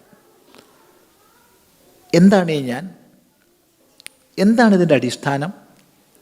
ഞാൻ ആര്? ആരാണ് ഞാൻ? നല്ലപോലെ അന്വേഷിക്കുക. നമ്മളൊക്കെ ഏറ്റവും സ്നേഹിക്കുന്നത് ആരെയാ? കള്ളം പറഞ്ഞേക്കരുതേ. കള്ളം പറഞ്ഞാൽ വേരോടുകൂടെ ഉണങ്ങിപ്പോവും. നമ്മളെല്ലാവരും ഏറ്റവും സ്നേഹിക്കുന്നത് നമ്മളെ തന്നെയാണ്. ഏത് നമ്മളെ? ചിലർക്ക് ചോദ്യമുണ്ട്, ഈ ഏത് നമ്മളെ? നമ്മളൊന്നല്ലേ ഉള്ളൂ. അല്ല, എന്നാലും ചോദിക്കട്ടെ, ഏത് നമ്മളെ? കാലല്ലാത്ത, കണ്ണല്ലാത്ത, മനസ്സല്ലാത്ത നമ്മയാ നമ്മൾ ഏറ്റവും സ്നേഹിക്കുന്നത്. അതാണല്ലോ ഡോക്ടർ അറ്റ കൈക്ക് പ്രമേഹം മൂത്തു, ഇനി ഒരു നിവൃത്തിയില്ല, പഴുപ്പ് കാലിൻ്റെ മുട്ടിന് മുകളിൽ കയറി തൊടവരെ എത്തി, ഇനി നിലനിൽക്കണമെങ്കിൽ മുറിച്ച് മാറ്റണം എന്ന് പറഞ്ഞാൽ നമ്മൾ സമ്മതിക്കുന്നുണ്ട്. നമ്മളെ കൊണ്ടു നടന്ന കാല. പക്ഷേ അത് നമ്മുടെ നിലനിൽപ്പിന് തടസ്സമാകുന്നു വന്നാൽ നമ്മളതിനെ മുറിക്കാൻ അനുവദിക്കുന്നുണ്ട്. അറ്റ കൈക്ക് 2 കണ്ണിൻ്റെ കാഴ്ച പോകുന്നു പറഞ്ഞാലും താൻ ജീവിക്കുന്നതിന് തടസ്സമാണ് കാഴ്ചശക്തി എങ്കിൽ അത് നഷ്ടപ്പെടുത്താൻ നമ്മൾ ഡോക്ടറെ സമ്മതിക്കുന്നുണ്ട്. ഈ മരുന്ന് കഴിച്ചാൽ മാത്രമേ നിങ്ങൾ രക്ഷപ്പെടൂ, അല്ലെങ്കിൽ നിങ്ങൾ എന്തായാലും ഇന്ന് മരിക്കും, പക്ഷെ ഇത് കഴിച്ചാൽ ഭ്രാന്ത് വരുമെന്ന് പറഞ്ഞാൽ അത് സ്വീകരിക്കാൻ നമ്മൾ തയ്യാറാവുന്നുണ്ട്. ഇല്ല എന്നൊക്കെ ഇപ്പോൾ പറയും, പക്ഷെ അത്തരൊരു ഘട്ടം നമുക്ക് വന്നാൽ നമ്മൾ പല വ്യാഖ്യാനങ്ങൾ സഹിതം അതിനെ സ്വീകരിക്കും. എന്തുകൊണ്ട്? ഈ ഉപാധികളൊന്നുമല്ലാത്ത എന്നോടാണ് എനിക്ക് ഏറ്റവും സ്നേഹം എങ്കിൽ ചോദിക്കട്ടെ, നമുക്ക് ആനന്ദം തരുന്നതിലല്ലേ സ്നേഹം ഉണ്ടാവുള്ളൂ? അതെ, നമുക്ക് ആനന്ദം തരുന്നതിലേ സ്നേഹം ഉണ്ടാവൂ. അപ്പം ഞാൻ ആരാ? ആനന്ദമാണ്. യാതൊരു സംശയമില്ല, നമ്മുടെ സ്വരൂപം ആനന്ദ സ്വരൂപമാണ്. ശൈശവം, ബാല്യം, കൗമാരം, യൗവനം, വാർദ്ധക്യം തുടങ്ങിയ അവസ്ഥകളിലൂടെ നമ്മളങ്ങനെ കടന്നു പോവുക. ഒരവസ്ഥയും തിരിച്ചു വരുന്നില്ല. ശൈശവത്തിലെ ഒരാളുടെ ഫോട്ടോ എടുത്ത് ഫ്രെയിം ചെയ്ത് വെച്ചിട്ട് അത് വാർദ്ധക്യത്തിൽ നോക്കിയിട്ട് പറയുക, ഇത് ഞാനാന്ന്. ചുമരുമ്മ തൂക്കിയ 7 മാസം പ്രായമുള്ളൊരു കുഞ്ഞിൻ്റെ ഫോട്ടോ ചൂണ്ടിക്കാണിച്ചിട്ടൊരമ്മ ചിദാനന്ദപുരി സ്വാമിയോട് ചോദിച്ചു, സ്വാമി ഇതാരാന്നറിയോ? അമ്മ പറയൂ, ഇത് ഞാനാ. ഈ 60-കാരിയും ആ 6 മാസം പ്രായമുള്ള കുഞ്ഞും തമ്മിൽ എന്ത് സാമ്യമുള്ളത്? ഒരു സാമ്യവും ഇല്ല, ഒരു സമാനതയും ഇല്ല. എന്നിട്ട് പറയുന്നത് ഇത് എൻ്റെ ഫോട്ടോ എന്നല്ല, ഇത് ഞാനാന്നാ. ഞാൻ സത്താണ്, ഞാൻ ഉള്ളവനാണ്. ഞാൻ ഉണ്ടോ എന്ന സംശയമോ ഞാൻ ഇല്ല എന്ന അറിവോ ഈ കൂട്ടത്തിൽ ആർക്കും ഇല്ല. ഞാൻ ഉണ്ടോ എന്ന സംശയമോ ഞാൻ ഇല്ല എന്ന അറിവോ ഈ കൂട്ടത്തിൽ ആർക്കും ഇല്ല. ഉണ്ടോ? ഞാൻ ഉണ്ടെന്ന് എല്ലാവർക്കും അറിയാം. ഞാൻ സത്താണ്, ഞാൻ അറിയുന്നവനാണ്. ജാഗ്രത സ്വപ്ന സുഷുപ്തികളെ മുഴുവൻ അറിയുന്നത് ഞാനാണ്. ശ്രദ്ധിക്കുക. ഈ സത്യചിത്ത ആനന്ദഭാവത്തിന് ശാസ്ത്രത്തിൽ പറയുന്ന പേരാ ബ്രഹ്മമെന്ന്. അപ്പം ശാസ്ത്രത്തിലൂടെ ബ്രഹ്മത്തെയും യുക്തിയിലൂടെ എൻ്റെ സ്വരൂപത്തെയും അറിഞ്ഞ് ആത്മബ്രഹ്മൈക്യത്തെ ഞാൻ മനസ്സിലാക്കുന്നു. അതുകൊണ്ട് ശരീരം, ഇന്ദ്രിയങ്ങൾ, മനസ്സ്, ബുദ്ധി തുടങ്ങിയ ഉപാധികളെ നീക്കം ചെയ്താൽ ഞാൻ പരമാത്മസ്വരൂപമാണെന്ന സാക്ഷാത്കാരത്തിലേക്ക് ഉയരുന്നു. അതിലേക്ക് നമ്മളെ നയിക്കുന്നു ക്രമികമായി വേദാന്തശാസ്ത്രം. ഈശ്വരൻ എന്ന് പറയുമ്പോൾ സമഷ്ടി അഭിമാനത്തോടു കൂടിയവനാണ്. അപ്പം ജീവൻ്റെ സ്വരൂപം എന്താണെന്ന് ചിന്തിക്കുമ്പോൾ അത് ഈശ്വര സ്വരൂപമാണ്. ആത്മാവിൻ്റെ തനിഭാവം എന്തെന്ന് മനസ്സിലാക്കുമ്പോൾ അത് ബ്രഹ്മമാ, പരമാത്മാവാ. അത് പ്രക്രിയയിലൂടെ പഠിക്കണം. പക്ഷെ അതേ സമയത്ത് ജീവൻ ഈശ്വരൻ എന്ന് പറയുന്ന സമയത്ത് ഈശ്വരൻ സമഷ്ടി അഭിമാനിയാണ്. ജീവൻ വ്യഷ്ടി അഭിമാനിയ. അതുകൊണ്ടാണ് ആത്മാവിൻ്റെ സ്വരൂപം ബ്രഹ്മസ്വരൂപമാണെന്ന് വേദാന്തം ആവർത്തിച്ച് പറയുന്നത്. അല്ലാതെ ഈശ്വരൻ എന്ന് പറഞ്ഞാൽ അത് തെറ്റിദ്ധാരണയ്ക്ക് കാരണമാക്കും. മറ്റൊരു പ്രഭാഷണത്തിൽ അങ്ങ് മാലയിൽ ജപിക്കരുത് എന്ന് പറഞ്ഞത് കേട്ടു. എന്തുകൊണ്ടാണിത്? ഭഗവാനെ, മാലയിൽ ജപിക്കണം, എന്തിനത്?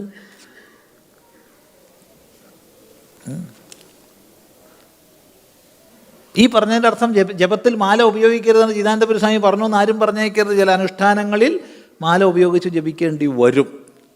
പക്ഷേ പലപ്പോഴും ശ്രദ്ധ മാലയിലായി പോകാൻ സാധ്യതയുണ്ട്. ഒരിക്കൽ നമ്മളൊരു ക്ഷേത്രത്തിൽ പോയപ്പോൾ ഒരമ്മ അങ്ങനെ നടക്കുന്നുണ്ട്. 32, 33, 34. ഇതെന്താ അമ്മ, എണ്ണം പഠിക്കുകയാണോ എന്ന് ചോദിച്ചു നമ്മൾ. അല്ല സ്വാമി, ഒരു ഗുരുനാഥൻ പറഞ്ഞിട്ടുണ്ട് കാലടി വെച്ച് നടക്കണം, പ്രദക്ഷിണം ചെയ്യണം, ക്ഷേത്രത്തിൽ ഓടിപ്പോകാൻ പാടില്ല എന്ന്. ഓരോ കാലുവെപ്പിൽ നാരായണാന്ന് ജപിച്ചു, നമശിവായം ജപിച്ചോളൂ, എന്നാൽ തിരക്കേടില്ല.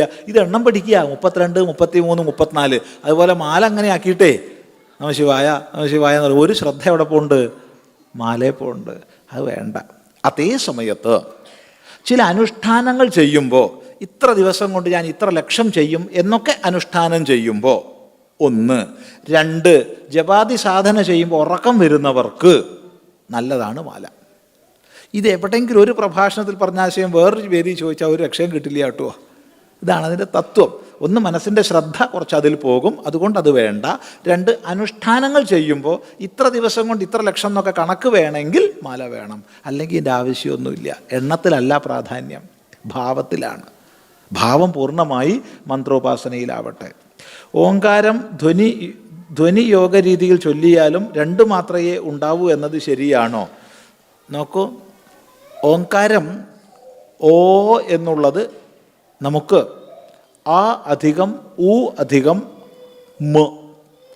അകാരം ഒരു മാത്രയാണ്, ഉകാരം ഒരു മാത്രയാണ്, മകാരം അർദ്ധമാത്രയാണ്. അപ്പോൾ ഓ എന്നുള്ളത് ദീർഘമാണ്. ഹ്രസ്വം പ്ലസ് ഹ്രസ്വം സമം ദീർഘം, പ്ലസ് ഹ്രസ്വം പ്ലുതമാകും. ഓങ്കാരോച്ചാരണം തീർച്ചയായിട്ടും പ്ലുതമായി ചെയ്യാം, തെറ്റില്ല. സംഗീതത്തിൽ ദീർഘത്തെ പ്ലുതമാക്കാൻ വിധിയുണ്ട്. അതുപോലെ തന്നെ ഓങ്കാരവും മറ്റും ചെയ്യുന്ന സമയത്ത് ദീർഘമായ ഓങ്കാരം ഉച്ചരിക്കാം, തെറ്റല്ല. എങ്കിലും അവിടെ അകാരത്തിനും ഉകാരത്തിനും ഓരോന്ന് വീതം 2 മാത്രമേ കണക്കിൽ നമ്മൾ കൂട്ടൂ. അപ്പോൾ ഉച്ചരിക്കുന്ന സമയത്ത് ഇപ്പോൾ ഇത് വായിക്കുമ്പോൾ ഓം എന്ന് വായിക്കില്ല, തെറ്റാ, ഓം എന്നേ വായിക്കൂ. പക്ഷെ അനുഷ്ഠാനം ചെയ്യുന്ന സമയത്ത് ദീർഘമാവാം, സംഗീതത്തിലും ദീർഘമാവാം, പ്ലുതമാവാം. എങ്ങനെയാണ് ഈഗോ ഓവർകം ചെയ്യാൻ കഴിയുന്നത്? ഈഗോ വലുതാക്കിയാൽ മതി, ചെറുതാക്കണ്ട. ആരും ചെറുതാക്കണ്ട. വലുതാക്കുക വലുതാക്കുക വലുതാക്കുക. എത്ര വലുതാക്കാമോ അത്രയും വലുതാക്കുക. അതാണ്. എന്തിന് ഈഗോനെ പറ്റി നമ്മൾ ചിന്തിക്കുകയേ വേണ്ട. അത് താനേ ആവുന്ന സമയത്ത് ആയിക്കോട്ടെ, പോണ സമയത്ത് പോയിക്കോട്ടെ, വരുന്ന സമയത്ത് വന്നോട്ടെ. അതിനെപ്പറ്റി ഒന്നും വ്യാകുലപ്പെടണ്ട. നമുക്കൊരു ലക്ഷ്യം ഉണ്ടാവുക, ആ ലക്ഷ്യത്തിൽ ഉറച്ച മനസ്സുണ്ടാവുക, ബാക്കിയെല്ലാം അപ്രസക്തമായി പോകും. യാതൊരു സംശയവും ഇല്ല. ഇത് വിസ്തരിച്ച് പറയേണ്ടതാണ്, പക്ഷേ ഏറ്റവും ചുരുക്കി ഉപസംഹരിക്കുകയാണ്. വളരെ വളരെ സന്തോഷം. ഇനി കൂടുതൽ ദീർഘിപ്പിക്കുന്നത് ഉചിതമല്ല, അതുകൊണ്ട് ഉപസംഹരിക്കുകയാണ്. എല്ലാ ശുഭാശംസകളും നേർന്നുകൊള്ളുന്നു. ക്ഷമിക്കണം, 1-2 പേര് കൂടി ചോദ്യങ്ങളുമായി. സമയമുണ്ടെങ്കിൽ എത്ര മണിക്കൂർ വേണമെങ്കിലാവാം. ഇവിടുത്തെ സമയം സംഘാടകർ നോക്കുക, നമ്മളെ സംബന്ധിച്ചൊരു പ്രശ്നമില്ല. എന്നാ ചോദിച്ചോളൂ.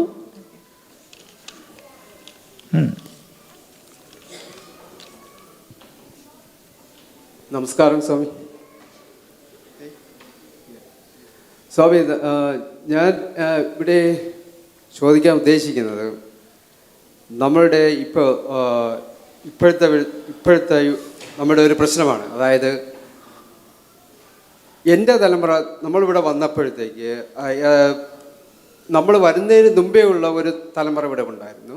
ആ തലമുറയ്ക്ക് കുറേ കാര്യങ്ങൾ, നമ്മളുടെ സംസ്കാരത്തെക്കുറിച്ച് കുറേ കാര്യങ്ങൾ അറിയാമായിരുന്നു. അതിനുശേഷം വന്ന തലമുറയ്ക്ക് അതിൽ കുറച്ച് അറിയാവൂ. കാര്യം അവരുടെ ജോലി തിരക്കും പഠിത്ത കാരണം കൊണ്ട് ഒരുപാട് അകലെ സംസ്കാരത്തിൽ നിന്ന് മാറിയായിരുന്നു. ഇനി വരുന്ന തലമുറകൾക്ക് ഈ സംസ്കാരത്തെ കുറിച്ച് അറിയണമെന്ന് വളരെ താല്പര്യമാണ്. അവർ ഒരുപാട് ക്വസ്റ്റ്യങ്ങൾ നമ്മളടുത്ത് ചോദിക്കും. ഇപ്പോൾ ഒരു ദേവത നിൽക്കുമ്പോൾ അവർക്ക് ഈ 10 കൈ എന്താണ്? അപ്പോൾ സ്വാമി നേരത്തെ പറഞ്ഞു, യുക്തിയുക്തമായി നമ്മൾ ആൻസർ പറയണമെങ്കിൽ നമ്മൾ ആ സംസ്കാരത്തെക്കുറിച്ച് നമുക്ക് നല്ലതുപോലെ അറിയണം. എങ്കിലേ ഈ വരും തലമുറയ്ക്ക് നമുക്ക് പറഞ്ഞു കൊടുക്കാൻ പറ്റും.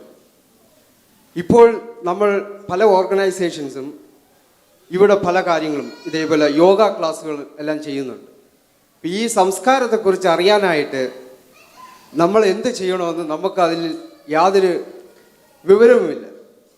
അപ്പം അതിനെക്കുറിച്ച് സ്വാമിയുടെ അഭിപ്രായം എന്താണെന്ന് അറിഞ്ഞപ്പോൾ ഇവിടെ അറിഞ്ഞേ മതിയാവൂ, അറിയിച്ചേ മതിയാവൂ. ഈ ഒരു അനിവാര്യതയിലേക്ക് നമ്മുടെ സമൂഹം എത്തിച്ചേരുകയാണ്. അറിഞ്ഞേ മതിയാവൂ, അറിയിച്ചേ മതിയാവൂ എന്നുള്ള അനിവാര്യതയിലേക്ക് നമ്മുടെ സമൂഹം എത്തിച്ചേരുകയാണ്. അതിൻ്റെ പരിണാമമാണ് ഇന്ന് വ്യാപകമായി ഒരു പരിവർത്തനം സംഭവിച്ചുകൊണ്ടിരിക്കുന്നത്. അത് ഭാരതത്തിലായാലും ഭാരതത്തിന് പുറത്തായാലും എവിടെയായാലും ധർമ്മശാസ്ത്രങ്ങളെ പഠിക്കാനുള്ള ഉത്സാഹം വർദ്ധിച്ച് വരികയാണ്. ഒരു 10-30 കൊല്ലം മുമ്പ് 2-3 പേര് പങ്കെടുക്കുന്ന ക്ലാസ്സുകളിൽ ഇന്ന് ആയിരക്കണക്കിന് ആൾക്കാർ പങ്കെടുക്കുകയാണ്.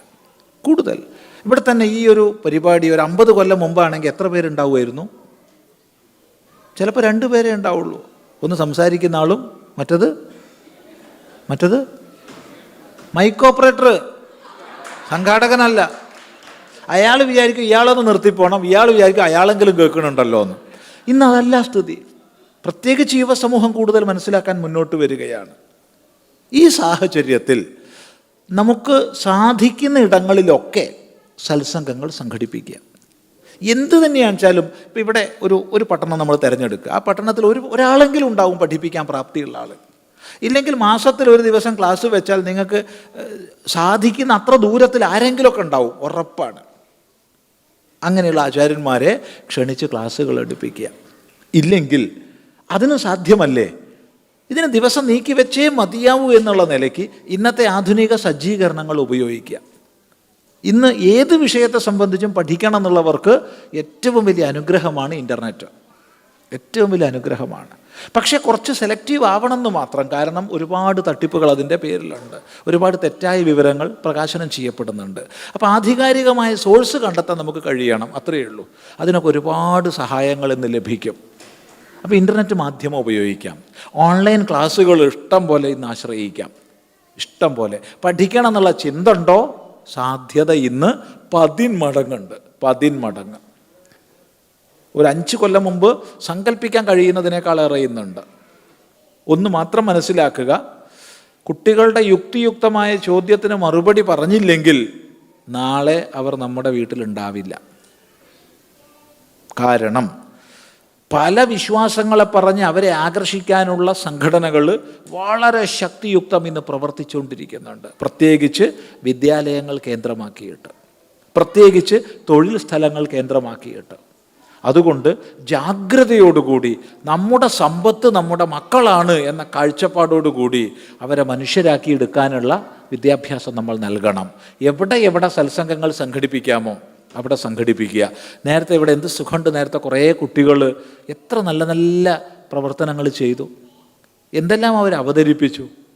അവർ ധർമ്മപഠനം എളിയ രീതിയിലെങ്കിലും ഇവിടെ ചെയ്യുന്നത് കാണുമ്പോൾ നമുക്ക് എത്രയോ സന്തോഷമാണ്. അതിനെ വളർത്തുക. അത്തരം സത്സംഗങ്ങളിലേക്ക്, ബാലവേദികളിലേക്ക് കുട്ടികളെ പറഞ്ഞയക്കുക. കുട്ടികളെ പറഞ്ഞയക്കുമ്പോൾ രക്ഷിതാക്കൾ ഒരു ക്ലാസ്സിന് പങ്കെടുക്കുക.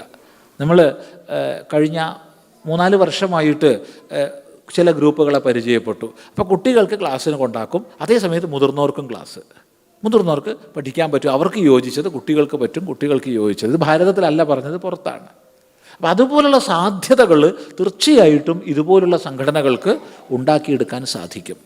ആവേശത്തിന് നാളെ 10 ക്ലാസ് വേണം, നാളെ ഒന്നായിട്ട് ബ്രഹ്മസൂത്രം കലക്കി കുടിക്കണം എന്നൊന്നും ആരും പറഞ്ഞേക്കരുത്. ക്രമമായി പതുക്കെ പഠിക്കാൻ സാധിക്കും. ഇച്ഛാശക്തി, ഉറച്ച